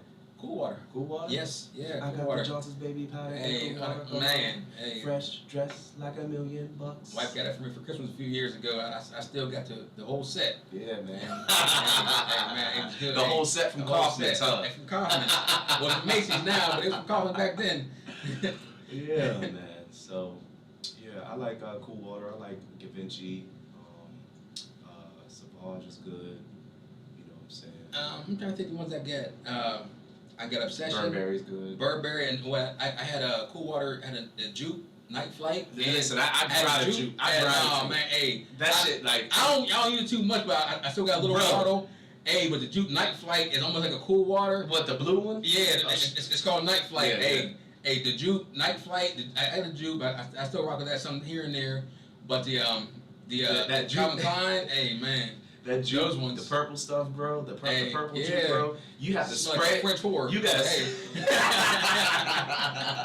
You spray that stuff in the other room, like you gotta spray it in the other room, walk out the room, then come back in and run into it, like man. And I think it would stay in your clothes for days. Like, you know, man, you wash them, it's still on there. Smell like a 60-year-old pimp. And man, bro, that was my shit, dude. But yeah, and some ladies love that stuff. I can remember being 20, 21 years, or about 19, 20 years old, wearing that stuff and going up to Club Zoo. Club Zoo. I was going to the U Club that weren't wearing that. Were you there at the Club U when they had that big riot? Which one? There was more than one. No, there was the one where they sent all the cops from surrounding areas and everybody was fighting outside. Which is funny because at that time, like I said, I was at U Club for about 4 years straight, every other Friday. Because how I worked night shift. So at a computer company, so I was up every other Friday. So every other Friday at the U Club, and that Friday I happened not to be there. And like everybody was telling me all about it. I had friends tell me like they had stories. Well, one of my friends had a bar stool and it hit somebody else. They had a pool stick. They gave me all kind of stories of what happened that night when that went down. Yeah, that last night that it went down, I can remember that there was fights starting outside, and then there was this one big fight. These two cats was out there fighting, right? And they was fighting, and then the cops came in and tried to break it up, right? So the two dudes that was fighting turned around and started beating up the sheriff. And we was just like, whoa, yeah, it's time to get out of here. It was on TV. I remember it was on TV. Yeah. Then the rest of the cavalry came in. They released the hounds, and it was just like, you know, niggas' ankles started getting bent. And they shut that shit quicker than you know what I'm saying. Yeah. Like I said, every other weekend I was there faithfully. Yeah, I mean like every other weekend. I mean, dollar drink night, you couldn't beat that. Oh You know what I mean? Like you It couldn't was beat lit. that. Like I said, I mean, you 20 years old going to the U Club and Dollar Drake nights, and everybody can get in, and you had Liverpool, Midland, or Steubenville, Right. all up the river. Everybody, man. Everybody in the Ohio Valley traveling up to the Everybody traveling up there. So, like I said, when that happened, it was if it was a weekend before or after, Yeah. I've been part of that. And like I said, I know I had a couple friends who said they was in that, Yeah. and they saw people laid out. And remember that flower lady who always walk around with flowers? Oh, yeah. They said she out there on the floor laid out. That's how bad that was. Yeah. I was like, man. Yeah, that was a tight squeeze, man, because I know they had those they had the one emergency door on the side of the On the house. side, yeah. But it was like, you know, when people was trying to jam out the middle doors, man, that shit got tight. A little hallway to the steps. Yeah. That shit was tight, man. Like I said, he was telling me all about it. I was like, Yeah, oh, man. You remember the Club Zoo that was up in Greentree? In Pittsburgh, yeah. No, what? I've only been there because I was more like a younger club. Yeah. I was there when I was like 18, 19. I went there maybe like once or twice. Yeah. But at the same time, they had Club Stratus, which was down in Oakland.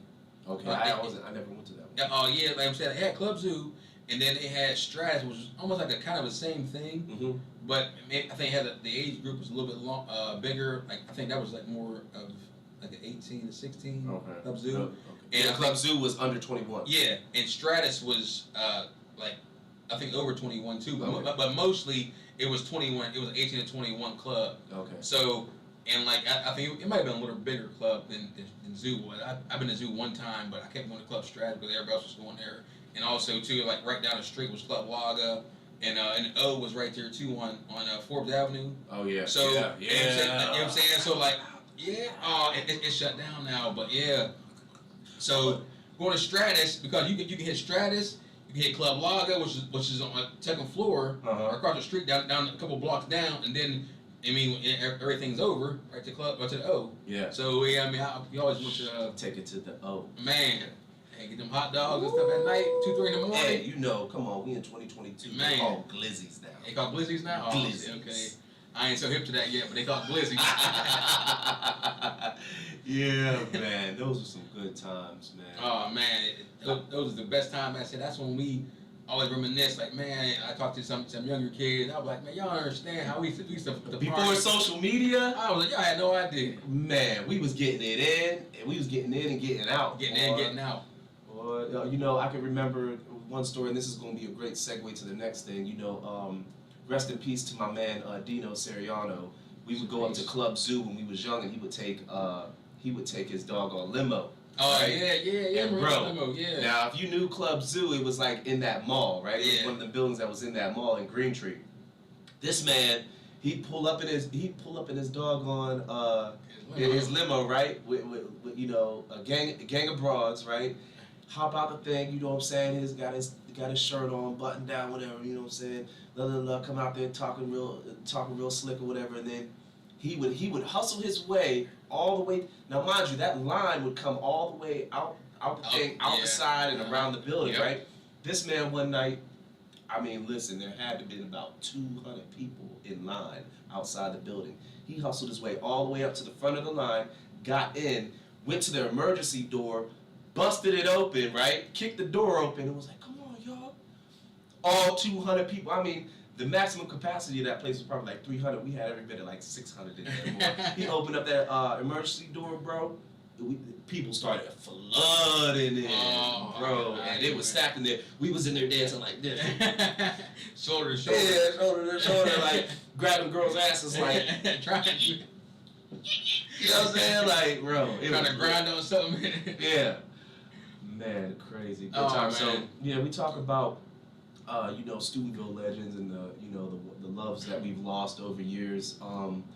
You know, let's reflect on some of the people that influenced us that is no longer here today.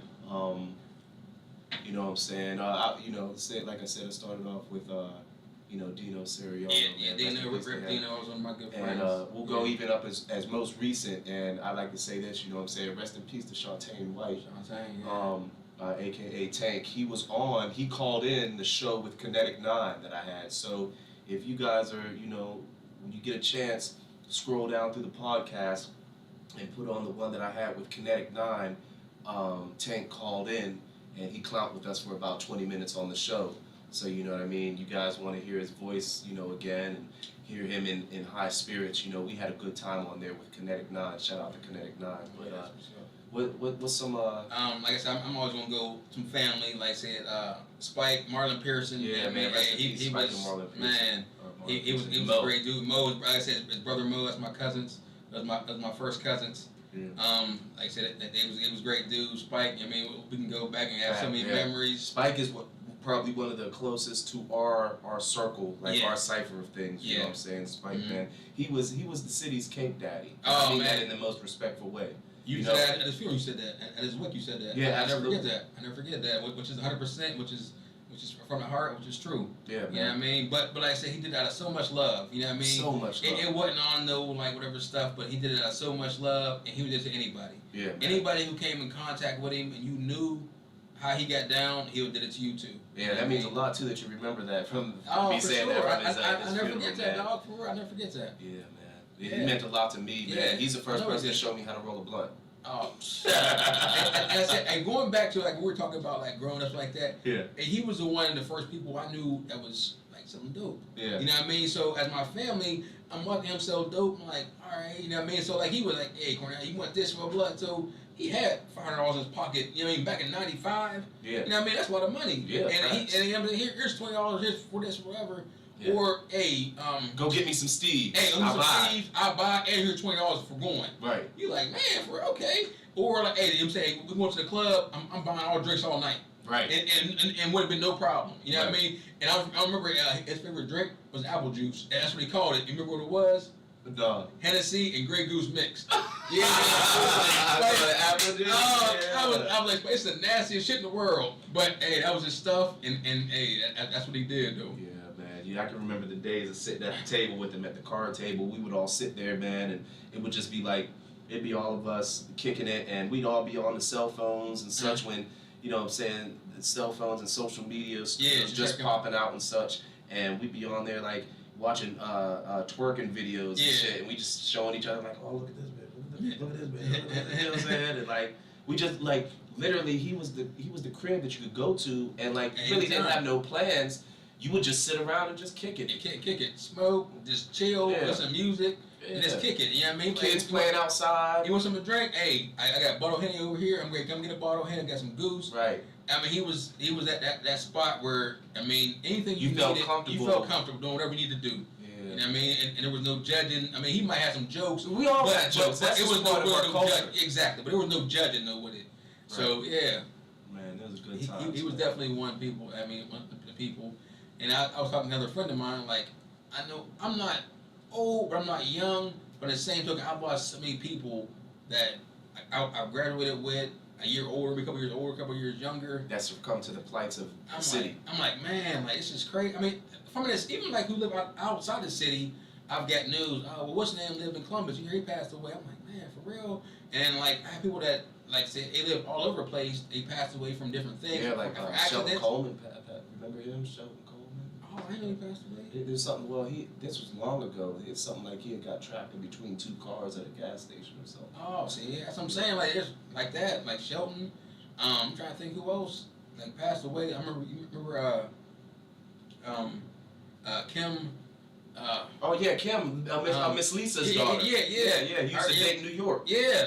Kimberly Mason. Kim Mason. Like I said, there were so many people that. She was such a sweet soul. Yeah, that's my girl. You know what I'm saying? Me and her grew up together. I mean, because her mom, my uncle Rob. Yeah, she stays in the building. Shout out to Miss Lisa. Yeah, so like I said, people like that, I was like, man, like, and she died in the flood. Yeah, she's subscribed and she's a supporter of the show as well. Okay, so. Great. Hey, I just saw Miss Mason too. Yeah. At my best friend's mom's funeral. Okay. So yeah, like I said, Kim was another one that I grew up with. I was fond with, and I remember T.J. Haynes. One of my best friends. Listen, I was with him in his last days. Me and him, wow. we were getting money together. Yeah, you know what I'm saying? We were getting money One of together. my best friends growing up. And here's the thing about it, man. And I can, and it's like it sits in my head for eternity, man. Because his favorite song of mine was River Water. Okay, now you know what I mean. You guys want to check that out? It's on my DelTha510 music page on YouTube. Just go to the videos and scroll down. You'll find it. It's featuring Luck. Shout out to Sheldon Crowder. But every time he used to come over, he'd come in the door and he'd be like, "You already know, play that for me, that river water." You know what I'm saying? He loved that song, man. Every time he came over, he wanted me to play that stuff. I bet. Yeah, T.J. Haynes, Hayno, man, he was.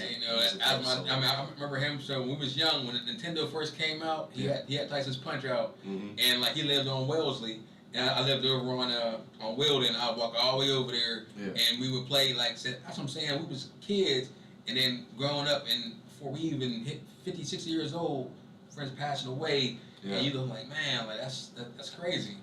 Yeah, man. We've lost so many people. So many. Yeah, man. It's wild to reflect on the fact that, all the people that we've lost up to this point and how we're still here, and it's just like that puts more power in our purpose. Yeah. You know what I'm saying? Knowing that we need to do what we can as 70s and 80s babies, you know what I'm saying, to step up and help, encourage and guide the youth, and give the elders something to be proud of, and the youth something to look towards for tutelage and counsel. Mental illness is such a strong factor in everybody's day-to-day life. Yeah, day-to-day life. Yeah, and it's just, even myself. You know what I mean? I deal with it all the time. I mean, I can't even hold you. Like, there's a lot of time, more times than often that I'd like to talk about. I feel like giving up. You know what I'm saying? Just giving up the pods, giving up the music, giving up just, you know what I'm saying? And it's just, knowing that those people that were in my life prior, that are no longer here, that always inspired me, like Mo Pearson, man. He always had encouraging words and such, and it's just knowing that there's a greater purpose in what we got going on right now. You know what I'm saying? And I don't necessarily know what it is I can give, but I'm always going to try to give positivity and spread light to everyone that's around me. Yeah, I think that goes back into like how we were talking about spreading love and positivity, even when like people from the hometown who would down, right? Well, you from Steubenville, you shouldn't be this way, or blah blah blah. Like, because I was telling you when we was kicking it in that cycle, playing that Madden, I was like, y'all didn't even know, like that stuff really helped me out because I was in my darkest days at that time. Yeah, and which we didn't even know that. We still going on about ourselves, not understanding that there are people right next to us who fighting certain demons. Who need help.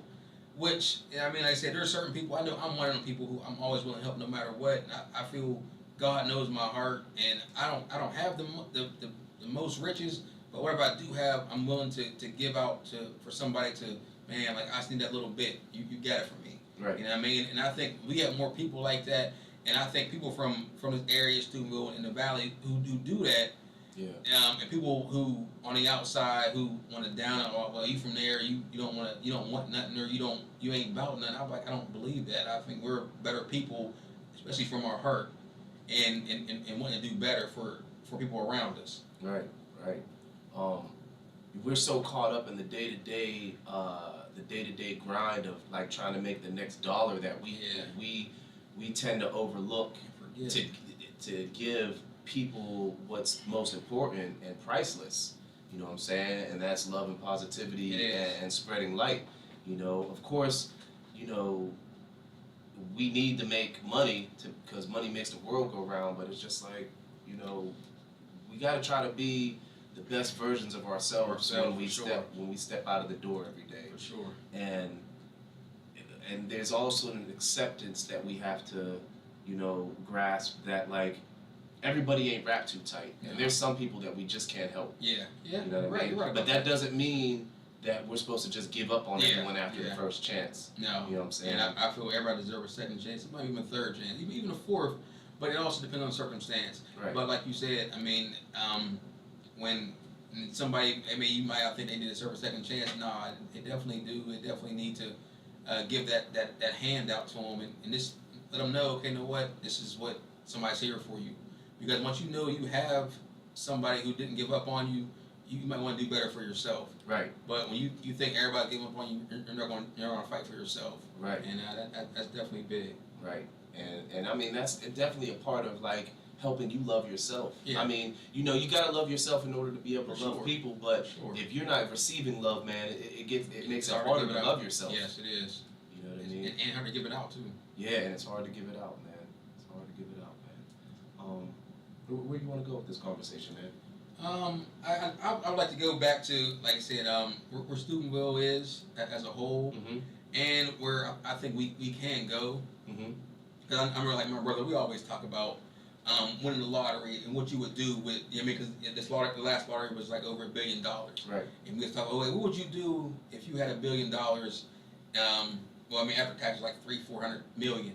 What would you do and what would you wouldn't do? I was like, man, like I would say I would set up some kind of like building and fund for the youth in Steubenville. Mm-hmm. I was like, I would put like so much to build a building, and I would start paying teachers to come in and have an after-school program. And say, okay, from like 3 to 7, okay, we're teaching kids about life skills, not just algebra or no, we're teaching life skills about taxes, about credit, about buying a home and things like that, about family. Mm-hmm. So from doing that, and also too within that, I'm giving out like if you're bringing home straight A's, you get $300, some monetary money. Yeah. So now that's more incentive for the kids to do better, and also too for low-income parents.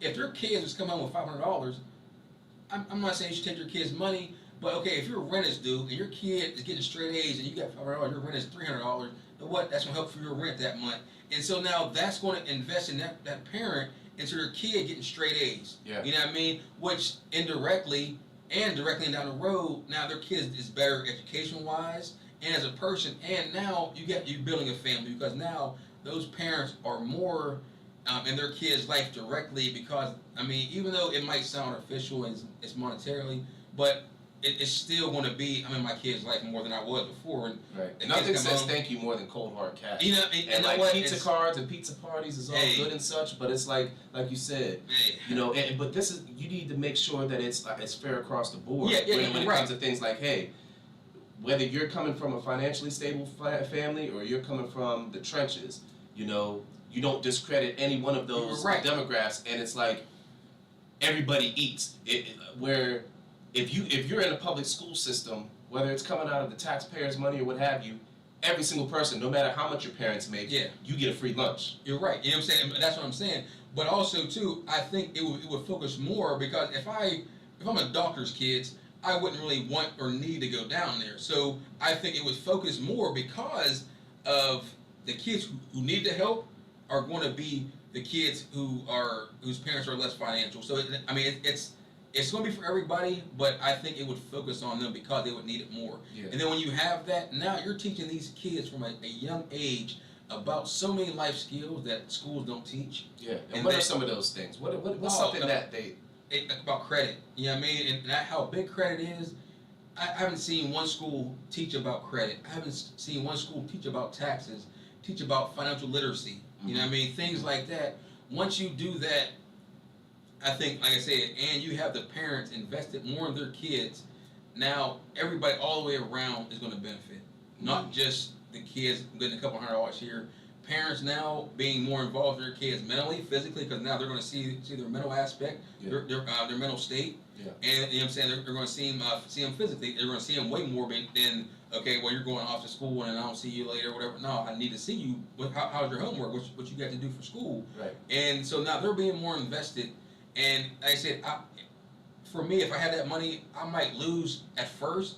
But after a while, people are going to say, man, it's going to gain traction. It's going to gain traction. People, I want to invest in that. Yeah. I want to sponsor that. So now it will become just something that, and I said, you plan to hear first and start going different places. And once it grows, and then I think overall, like going back to what I said before about family, it's going to grow that. Yeah. And then family is going to be the foundation of making everything better. I agree. That gets it. I had said from my first podcast, when I was here with Lizzie Burgundy, who helped me start off everything from the get-go, you know what I'm saying? He was one of the people that was there from the ground level, from ground zero, to help me build this podcast. Shout out to him. Yes, me and him had talked about, and this was, I had started this right around the time when they was handing out all them stimulus checks, and I was saying, hey, everybody should take this $1,400 in stimulus and put it all together, and we should rebuild Skateland. you know what I'm saying, and have skate land for everybody. And the people who invested there, you know, because a town of 18,000 and $1,400 a piece, that's like, you're talking about 20 plus million. You know what I mean? And you mean to tell me we couldn't build a facility that would provide, as in Derek Thorne would call it, a clinic where not only we would have a skate land, but like there would also be other spots in that building where you could supply those things like tutoring and people who, you know, after school programs and like some people who have parents that are still at work, so provide them with a meal ticket. Yes. You know what I'm saying? Whether you're whether your parents are doctors or they're janitors. Yes. You know what I'm saying? Yeah, so like I said, I mean, it all goes back to that. You know what I mean? Where like now you have kids and you have a community where it's going to build a family indirectly. It's going to build the family base, and from that, I think everything grows from a family base. Yeah, and that was one thing that I felt like when I came to Steubenville that, you know, I myself was lacking, because I came from, you know, I come from another city and I came here and I didn't know anybody, didn't have like that family oriented, you know, feeling. And I feel like that's so important and crucial to the development of a youth. So do you feel that if you had that, you'd be a better person than you are now? Because I know I do. Like I said, I told you before, I knew my father, but he wasn't in my life directly. Right. And like I said, the only thing I had is I had an uncle, but I had a brother who was more family directed. So if I had a father, and me and my brothers, we always talk about it, that we would be a lot better men, a lot better fathers, a lot better husbands, if I had that type of direction in my household directly. Right. So pillars. Had that type of a male pillar in your house, or a 2-parent household. Because I saw statistics about you have a 2-parent household and a 1-parent household of how more successful or achieving your kids will be. Right. And from that, like I said, I think that's a foundation to everything we do. Yeah. Of having that family structure and then growing from there. But also, I agree with you, and yes, that would have been more, that would have definitely made me better than who I am today. But of course, the adversities and trials and tribulations that I went through, you know, in this particular area made me cut from a certain cloth. Exactly. Yeah. You know what I'm saying? Right. Me too. Me also. But just as important as the pillars of a household, you know, the mother and the father, you need to also look at, you know, that cliche saying, the village, and saying, hey, you need strong uncles and aunties too. Oh, yeah, not necessarily to whoop your ass, but to keep you in line and know your whereabouts. So your parents ain't got to worry about it so much. Speaking of facts, and I mean, like I said, and that's where I think we've gotten away from where a village raising the child, because now you'll see it all the time, like, can't nobody say nothing to my kid when they should like that. You know what I mean? Right. And I've been on both sides of that from coaching. I've have parents who came to me and was like, Cornell, he's yours. Anything you want to do to him, short of killing him, he's yours. I appreciate that. You know what I mean? Right. And I've had some parents come like, hey, well, you said he ran too hard. I'm like, every kid I had run hard today. What are you talking about? Right. Well, you know what I mean? And like, they're babying their kid. They said, well, he stayed home from school because he said he didn't feel good. What? He didn't feel like, so was he, I mean, he was fine, but I'm like, come on now. So I've seen both spectrums of that, where you had the family, the parent who let their kid do whatever they wanted to do, and couldn't nobody tell them anything. Yeah. And you had the parents like, hey, all y'all are helping my kid get better. There you go. Yeah. You know what I mean? And like I said, and I think we've gotten away from that to a point where it's not the same when we were growing up, where you're walking down the street, you do something bad, before you get home, your mom or parent already got a call. Hey, I see Cornell throwing rocks at a church. You know what I mean? I walk out and get my ass beat. Before, now, no, you know what I'm saying? My kid ain't do that. Well, your kid, he was doing that. I'm telling you, he did that. It's on camera. Right. You still don't believe it? Mm-hmm. And I think that's kind of where we're lacking nowadays. Yeah, I agree. I got this little thing tweaking in our ear. Yeah. You know, all it takes is a little bump or something, it just start acting up. Yeah, heavy is the crowd, y'all. For all y'all that's tuned in. Yeah. You know what I mean? I'm with my main man, Cornell Birden, man. We having an awesome build here. Yes. Y'all make sure y'all like, subscribe, and share. Most importantly, hit that bell notification. You know what I'm saying? Hey, the Cash App is right there. You know what I'm saying? You want to bless your boy with a buck. You know what I'm saying? It goes right back to the game and the positivity that we're trying to spread. You know what I'm saying? I don't just take the Cash Apps that y'all send me and go out and fucking blow it on trees in Chinese. You know what I'm saying? You know what I'm saying? But it's just like every dollar that y'all donate, man, goes to a good cause, man. And I'm not necessarily in a position to do big things and host huge events for the community, but I mean, I hope you guys can see through the 50, 60 videos that I've done up to this point, man. I'm trying to give back and, give back to and show y'all the culture and show y'all that, show you the roses that came from concrete. It's gonna get there. You know what I'm saying? Yeah, man. So we done covered a lot, man. Yeah. So yeah, refereeing, man. We didn't talk much about your baseball career. Baseball career. Like I said, that was like my first love growing up. Yeah. Like I said, I played since I was T-ball. I love baseball more than any other sport. Yeah. Until I got to high school for wrestling, but baseball growing up, playing for the Dragons, playing for Mr. Lumen over at Bellevue, and then playing for Mr. Amos. Pirates became a second to Blackburn and the Taggers. Man, that was a heartbreak every year. I think about that. And then going to Babe Ruth, playing for the Target Shop. Had my man Lance Coulter, my coach, rest in peace. He passed away.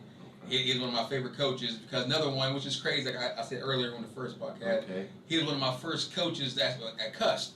You know what I mean? You know, growing up, you weren't allowed cussing. That was a big no-no. Right. And an adult cussing was always no, but like he was the first one, coach-wise, that cussed, and I was like, man, like all right, like, and like I never forget. Not Coach Duffy. Coach Duffy wouldn't cuss. And now Coach Duffy, it was just funny. He never he always would like say little stuff. I'm gonna cut your pee off. Blah, blah, blah, blah. No, that motherfucker would grab us underneath our lats and punch you in the chest. He'd do all that, but like he never like. Man, it's some bullshit. He never cussed at us. Or, he never cussed at you. Oh, Coach, I love Coach Duff. I see him all the time.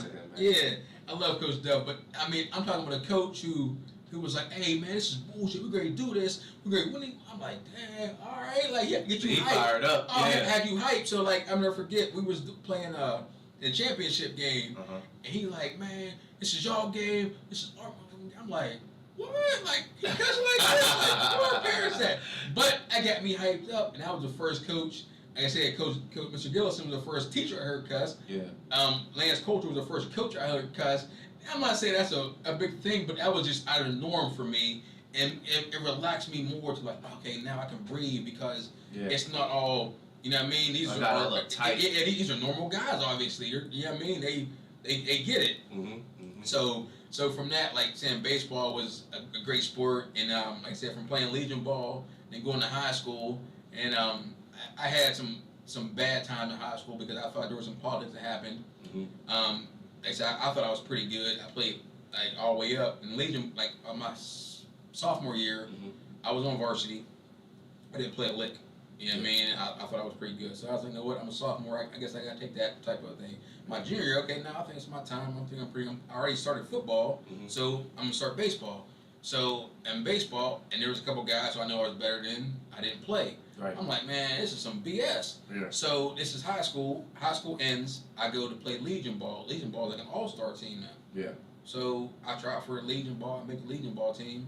I start because you're pretty good. You're starting. I'm like, hold up, how can I start for an all-star team in the whole county, but I can't start for my high school team? So that ain't right. So I knew how the politics went on there. But I mean, as I got older, I understood. Okay, no, this is what it was. But I made the best of it. You know what I mean? And I'm glad that the coaches from Legion saw my potential and was like, okay, you know what I mean? And also from that, I played with a lot of great guys. You know what I mean? The Jovi, Steve Herring, a lot of football greats, but also baseball greats. Yeah, man. Steve Herring's my man. Oh, yeah. Shout out to Steve Herring. One of my best friends. You know what I mean? So playing with some of them guys, and then the guys that from Central, Paul Maroke, Benji Claus. I'm trying to think who else I played with, like BJ Nerd. Other guys I played with from other schools who was also real good playing Legion, because Legion is an all-star team. Yeah. And then, like I said, going back to, I also played, like my senior year, I did pretty good. Even I was hurt. I got hurt my district finals in wrestling before the state tournament. I still won the match, but I hurt my shoulder and where I did surgery on it, and I even went to go play MS Kingdom, but after that my shoulder was kind of tore out. Yeah. So my career was on the downside from that injury. Yeah. What music did you listen to growing up? Oh man, I never. You know, that's something me and my brothers always talk about. Okay. Every year I can tell you what song I play or what album was more I played like on repeat all the time. Okay. Like my sophomore year, I played Method Man. You know what I mean? To Cal 1? To Cal 1 CD. Okay. I remember When I first stepped on the scene, it was petrified. Drawn back to the line, like it would be just by homicide. So I know that year, and then next year was Doggy Style. You know what I mean? Oh, bro, Doggy Style. And then after that, it was Ready to Die. So like those songs, I mean, Outkast was played, but like those ones, AT-Aliens, Southern Playlist. AT-Aliens, Southern Playlist. Southern Paralystic.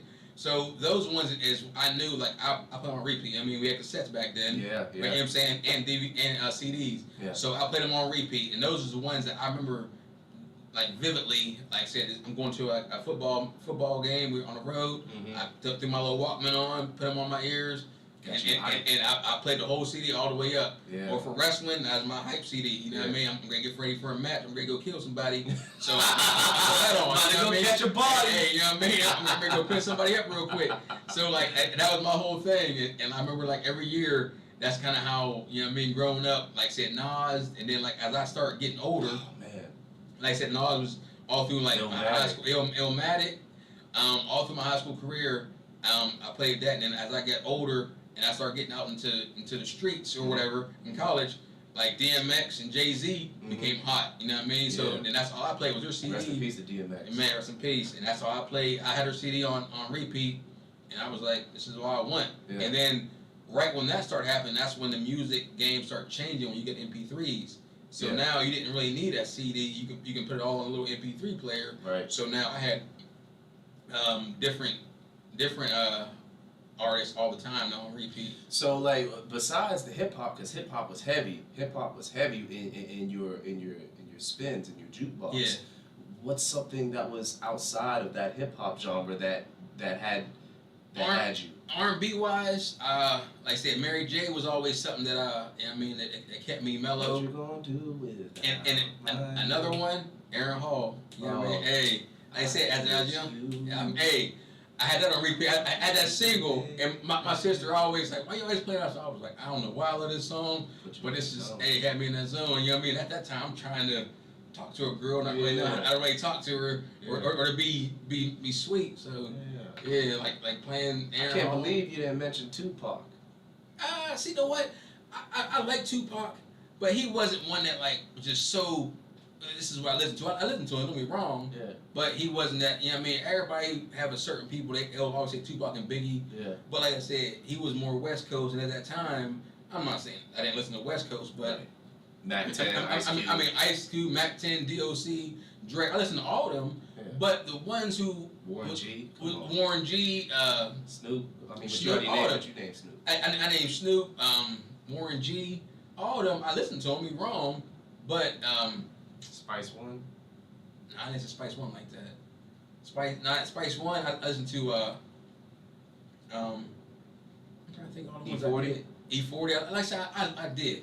You know what I mean? If they would play on MP3, somebody make some music. Yeah. Okay, I liked them. I rock with them. Yeah. But the ones where I was like, no, what you want to hear? I gotta hear.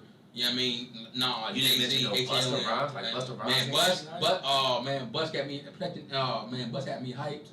He had me hyped so much. Like I said, those are the ones that I can remember vividly. Where I was like, this is who I always listen to, no matter what. The go-tos. The go-tos, you know what I mean? Like I throw my CD or my cassette in and let it go. Go ahead with more of that R&B. R&B, like I said, it was like. I mean, it's really all 90s. Oh, I mean, that's what it was. I mean, like I said, even right now, I got Sirius Radio. I mean, my wife. Oh, Sirius Radio does it for me, bro. That's my 47. Oh, 47? That's what I listen to. Facts. Like, you know what I mean? My wife, we in the car, Sirius Radio. I don't know why we pay for it for every other channel. That's what we listen to. Yeah. You know what I mean? It's 47 and that's it. We don't listen to nothing else. So everything that came on in the 90s, early 2000s was what I still rock to today. You know what I mean? I mean, don't be wrong.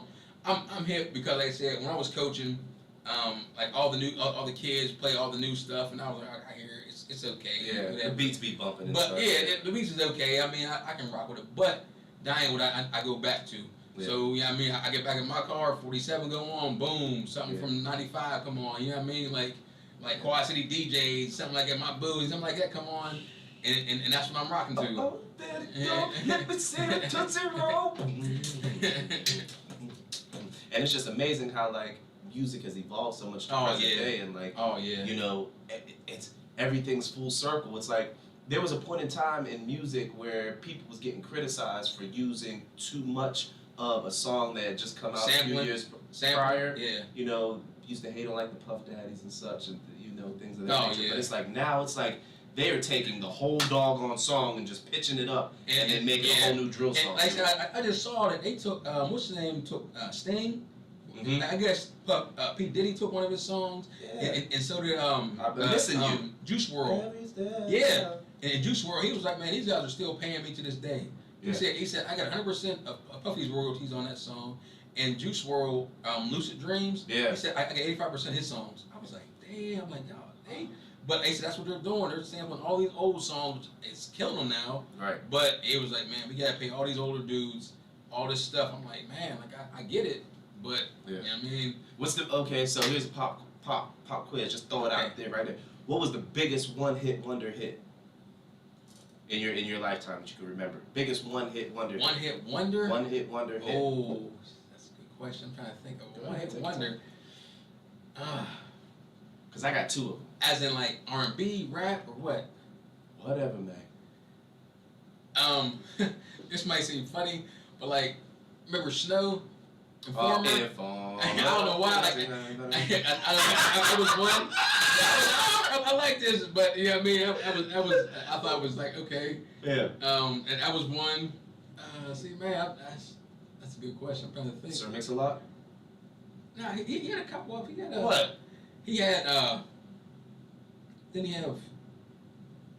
My anaconda don't want done unless I thought he had another one too. Son. I thought he had What's the other one? You do side bands or something? No, not the.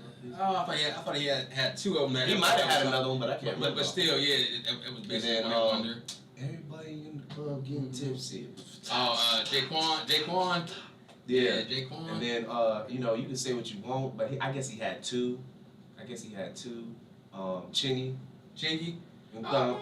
June gon' roll me. I'm on one call away. He had one call away. And, what you doing? Chilling at the Holiday Inn. Yeah, he had that. He had one of them, I think it was called Hurricane or something like that. He had a. How'd that go? Hey, baby. Hey, baby. No, that wasn't him. No, that was Lil Chris. Yeah. That wasn't Chingy. Hey, baby, Lil Chris. Chingy. No, that's Lil Hurricane. Little Hurricane. Yeah, I wasn't Chingy. Yeah, he okay. But I mean, what old school music? Give me some old school music before your time. The music before your time that was clutch. I love. I mean, like I said, Otis Redding. Yeah. Man, that's a change gonna come. Yeah, change gonna come. They said I'm talking to a couple friends. Like I play cards, so a couple guys older than me. They ain't like they're almost 60 years old. Yeah. And like say we had playing, and they had like old school come on. And they said before your time, I was like, nah, my mom used to be around with 4 or 5 of her friends. You know what I mean? Weed and playing these old songs. So I grew up listening to all this stuff. Yeah. Earth, Wind and Fire. Man, you can say smoking weed. You know what I mean? They out here smoking weed. So they didn't listen to all the old music. I'm saying. When we was at your girls, I understand you wanted to keep it down a little bit. You wanted to like shake their feathers too much. But you on the podcast, that means the crowd. You said smoking weed. I ain't want to be here acting all the way. But yeah, old songs. You know, you got the Al Greens and the. Oh, Al Green, Marvin Gaye, Otis Redding, Teddy P, yeah. Luther was always one. The Isleys, OJs, yeah. Good stuff. I mean, did you go far as back as you fuck with Jimi Hendrix? No, what? My mom never really played Jimi Hendrix like that, so I never really gotten. I mean, like I said, I always knew him. You know what I mean? I definitely had a connoisseur of music, but. Like I said, I can't say, you know what I mean, oh yeah, I knew it. I didn't really hear so much of his songs where, you know what I mean, where it was like influential to me. You know what I mean? Stevie's was, you know what I mean? Like Stevie Wonder? Yeah. Oh, yeah. I mean, his songs was, they'd play him. Smokey Robinson, which I met a couple times. My grandfather. You met Smokey Robinson? Yes, a couple times. My grandfather had a annual golf tournament, charity golf tournament. Okay. And he had I met Smokey Robinson. I met Freddie Jackson. Okay. I met who else? I met a few singers and entertainers, baseball players, football players. That because he's from Pittsburgh, he was the first black DJ at Whammo. Who was? My grandfather was. Yes, his name is Sir Walter Raleigh. Look him up, Sir Walter Raleigh. I thought I might put him on Facebook some years ago. Mm-hmm. But he was the first black DJ at Whammo, so this is back in early days. Yeah. So he knew a lot of people, and so he had a charity golf tournament in Pittsburgh every year, and he invited a lot of people. Smokey Robinson, like I said, Freddie Jackson. I'm trying to think who else he had, but he had all them people there. So and at that time, it was funny because my little brother, we always talked about, we were like royalty because my grandfather ran the tournament. Right. So everybody looked up to him, oh, it's your grandfather, it's John Christian, blah, blah, blah. So when we heard, these are my grandsons. Yeah. So everybody like, oh, these are John's grandsons. So they treat us like royalty. So we on the golf course, getting what we want, doing what we want to do. Like we in a hotel room, or the room service, doing whatever. Yeah. And Smokey Robinson right next to us. So, and we get to sit up front, and Smokey sitting over here, like not in front, but like it's But at the us. same damn time. Yeah, but basically, so at that time, like I said, Mel Block, I can name a whole bunch of people that that was famous back then when we were older. You fuck with no Paula Abdul? Oh yeah, Mr. Paula for sure. Yeah. Yeah, Mr. Paula. When opposites attract, and you know, just But see, I'm saying like things like that is where, like growing up, is where my mom, if she played that's how I listened to music, especially until I got into high school and we had stuff. I said we didn't have TV, so I didn't didn't have anything to listen to like that, the radio.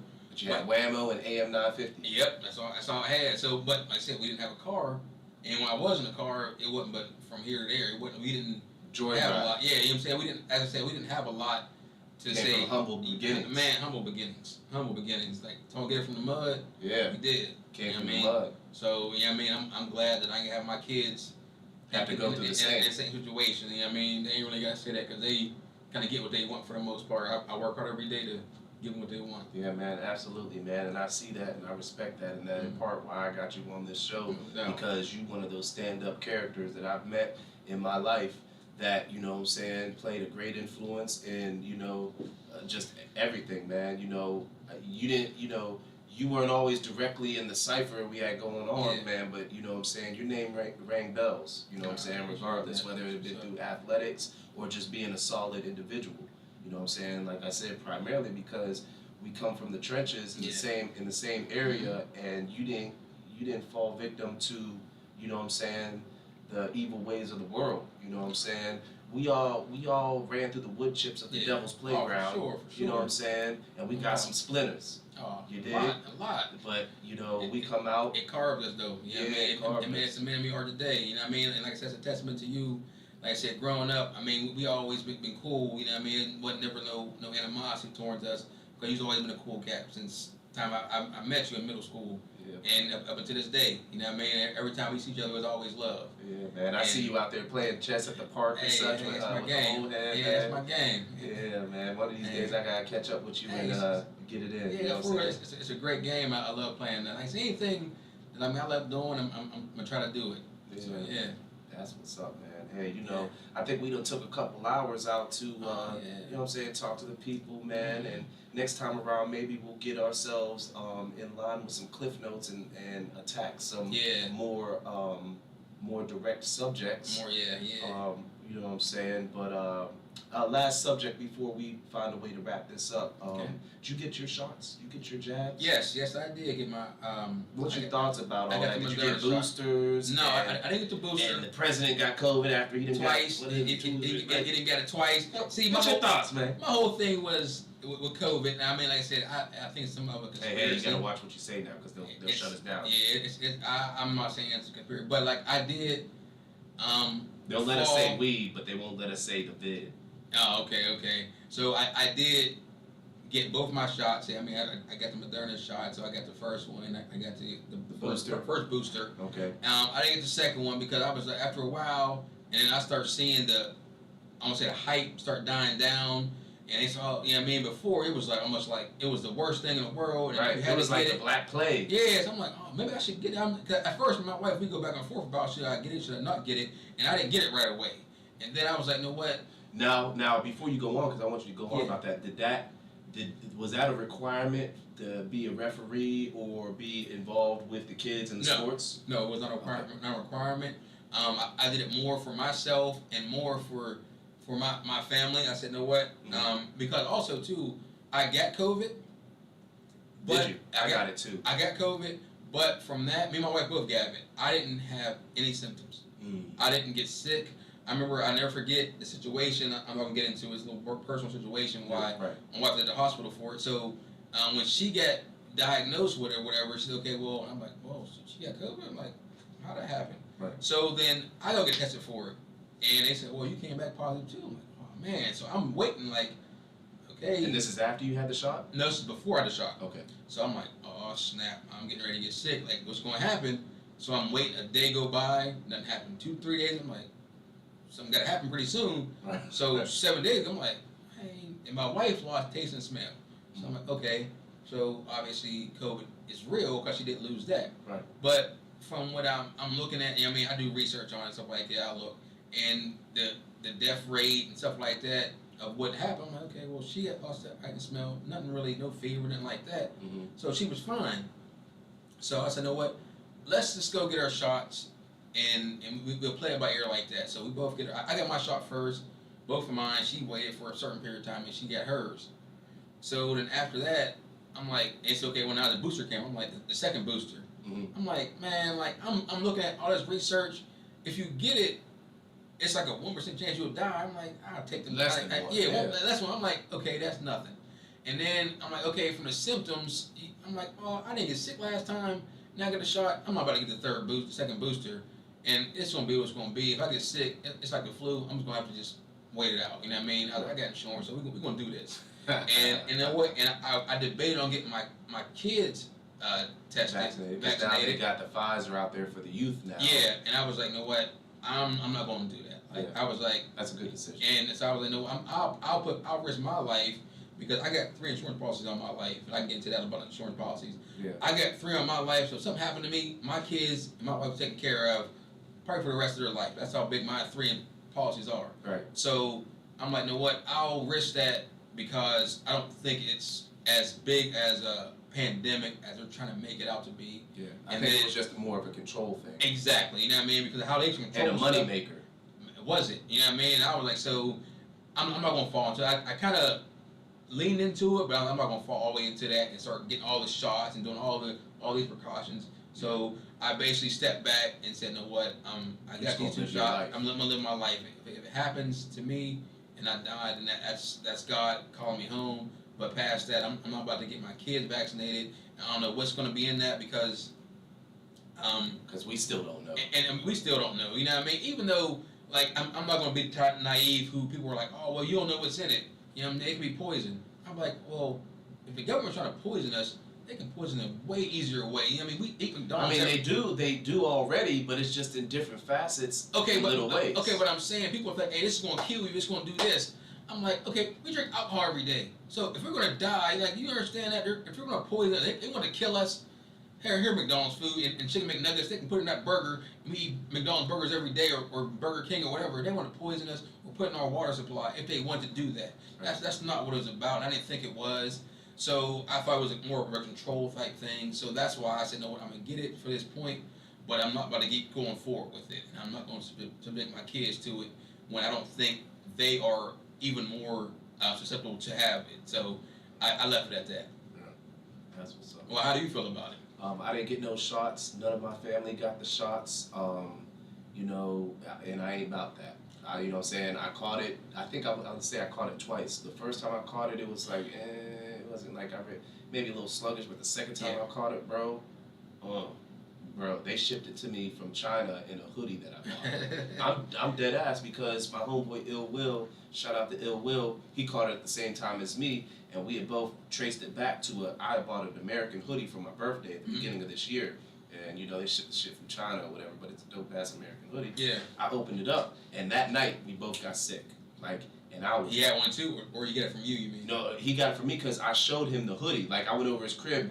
I opened up the package in front of him, and like we was all good up until that point. And then it was like he had did like what he was doing and where he was at and who he was with before we had linked up. We were both in separate parts of doing whatever we were doing, and we just linked up, and it was like we correlated that moment into us, and we ended up with the same type of symptoms, like massive headache. It was so bad I couldn't talk. You know what I'm saying? It was horrible. I thought it was over. I did a pod about it after I recovered from it. You guys go ahead and check it out. It's I survived COVID. It's on. You guys scroll down or whatever. But I couldn't talk. I couldn't eat. I couldn't shit. Like I couldn't do nothing. Massive headache. Like light, sound, everything. And I was down hard for 4 days, and it took about all of 7 to bounce back to 100%. But them first 3 days was like death's door, and then that 4th day I was like, it wasn't as bad. Fever, 102 fever, and I haven't been that sick in a long time. You know what I'm saying? And I take my little vitamins here. Was you at a hospital or you stayed here? No, I stayed here. I didn't go to no hospital. I didn't get no test. I just knew what it was. You know what I'm saying? You just like basically like fought it out. But it was, but bro. That was the second time you got it. So the first time it was like, I just was sluggish. Like, see, everybody said the first time you get it, the symptoms are be way harder. The second time they'll subside more. So you were opposite of that. It wasn't that bad. Like I couldn't. The thing about it, the first time when I believe I caught it, because I never took a test to officialize it. The first time that I believe I caught it was right around my birthday, the year prior. So that was last year. And it was this year that I caught it the second time, right after my birthday. And like I said, the first time it was more like a sinus infection. Like it could have been a sinus infection for all I know. You know what I mean? The first time, and it was just like sluggishness, head congestion up in here. But it wasn't like I didn't feel like I was on death's door. Yeah. You know what I mean? Nor did I get tested to officialize the results. But you knew that's what it was. I mean, like, I just assumed because everybody was going through it. Yeah, I mean, like the flu is a different type of type of virus. Which I'm sick on the flu. I'm throwing up, but it's not the same thing. Yeah. You lose taste and smell too. Yes. Okay, so that's probably what I guess is what it was. Yeah. But that second time, I was on death's door, bro. I was ready to make a Facebook post like, man, I love all y'all. Like, I don't think I'm gonna make it. You know okay, so answer the door. Okay, so with that being said, and you knew you got that, did you think, okay, maybe I should get the vaccine now? I didn't. No. You still was like, I'm not getting it because. But here's the thing. What's your reasons why not to get it? Just because.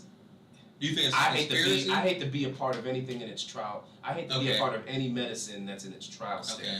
Okay. That's just why I'm not an advocate for being a guinea pig for any new medicines. I get that. And like you said, I felt like if it was God's will, then He's gonna take me out. You know what I'm saying? And when it all boiled down to it, I'm just not like I like to be as holistic as I can be with anything. You know what I'm saying?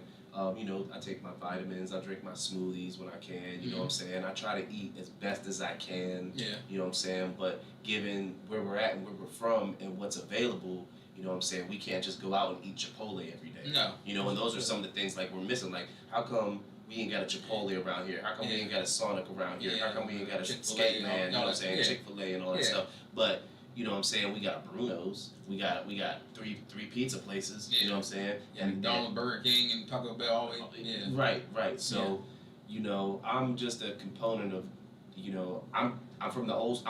We're the new old school. Yeah. We are the new old school. That's and right. Yep. I came up off of Ginger Ale and Vapor Road. Yeah, and you feel me? In Tussin, yeah. In Tussin, yeah. So, but they didn't give me Robitussin. They gave me Dimetap.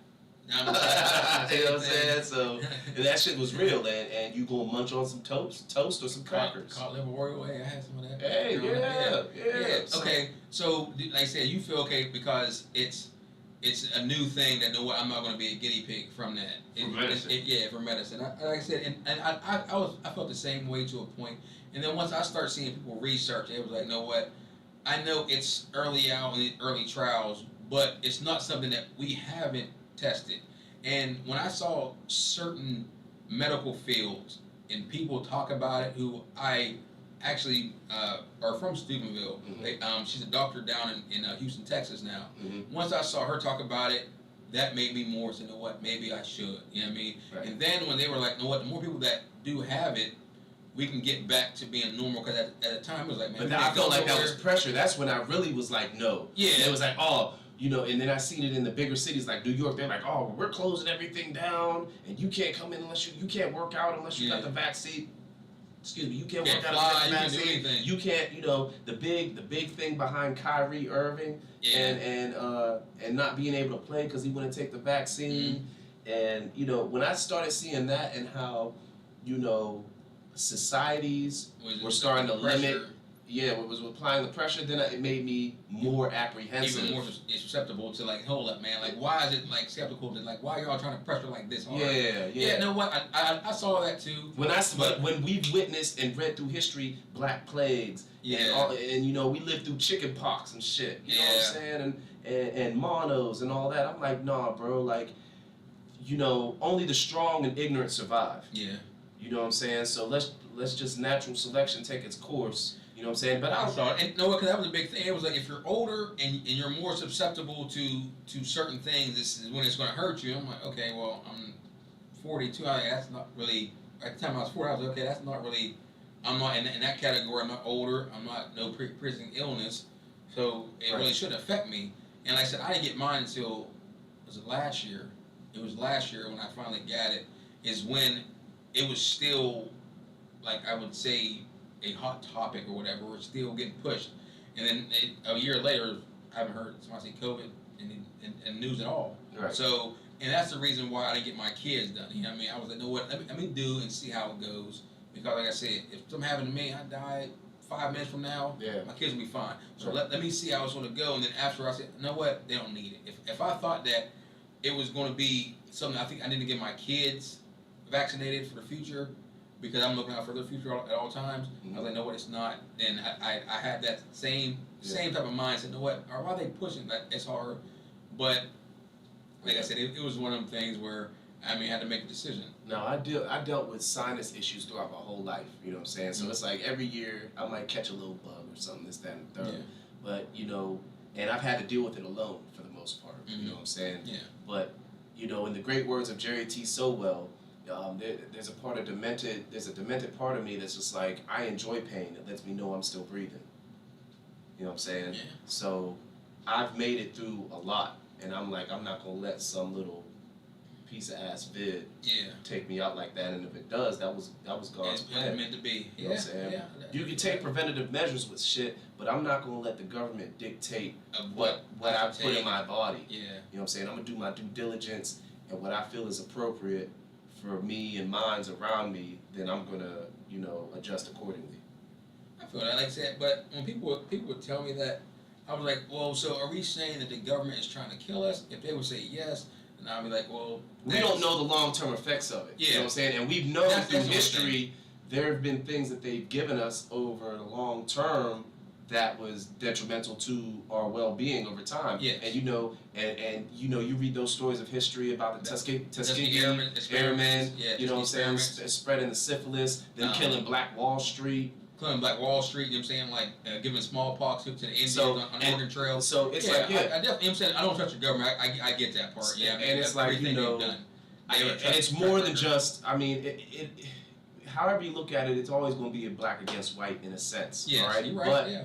But now, it's like, it's the elitists against the minorities. You know what I'm saying? In minorities, there's bigger categories because there's more mixed breeds of us more than ever. So it's just more about the elitists to the minorities. You know what I'm saying? You know, they said the Georgia Guidestones got to knock out so many people, the population, and you know, we can have a debate at a later time about it. But I definitely feel like the world is overpopulated. Yes, there's plenty of space out here, but the world is overpopulated. 7 billion people, and like I said, I'm going more into how Thanos felt.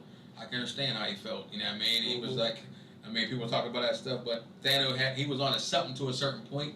You know what I mean? When the world's overpopulated, we're actually killing the Earth, and instead of it living for, way longer, we are actually hurting itself. Right. The more people and the more pollution that, we swept under the rug what happened to Fukushima. Yeah, You know what I'm saying? Seals with like, swords, starfish. humans are parasites. starfish. Yeah, like humans are parasites. If you really think about it, if you get down to it, humans are parasites. Don't get me started. Man, Pyramids, space, octopus, shrooms. Like you know what I mean? Yeah, We ain't got enough time for all that. You know what I'm saying? I just let That's you another know. one. Yeah, that's another podcast. Yeah. Yeah, man. But yeah, so wrapping this all up, man. For sure. I definitely want to thank you, Cornell, for stopping man, past. for sure. I appreciate it, brother. And I hope that we can get together here again soon No and doubt. pick up where we left off and talk doubt. about those crazy things and take it there. No You know what I'm doubt. saying? In closing, can you tell the camera, tell the crowd, give them a minute, 60 seconds of just inspirational talk from, a successful man such as yourself, and just give them some words to live by and be inspired by. Successful man, I'm trying to think of I still aspire to be that. I'm still also reaching high, reaching to mighty God.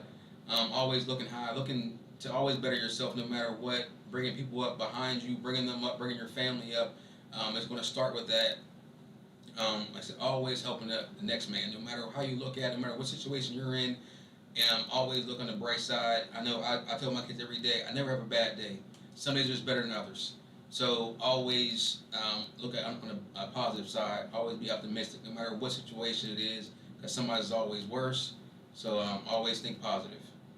Man. And speak that into existence. Yeah, man. Manifest the finesse. Yes. All right. So, yeah. I want to thank again my main man, Cornell Birden, for stopping past the podcast. That was almost a tongue twister. All right. And hey, make sure y'all like, subscribe, and share. Hit that bell. Hit that bell, man. And the Cash App is always active if you want to contribute to the game, and it's going to go right back to positivity and things to spread light to others. I want to thank everybody who has tuned in, man. It's your main man, Most Blind. You got to work to eat.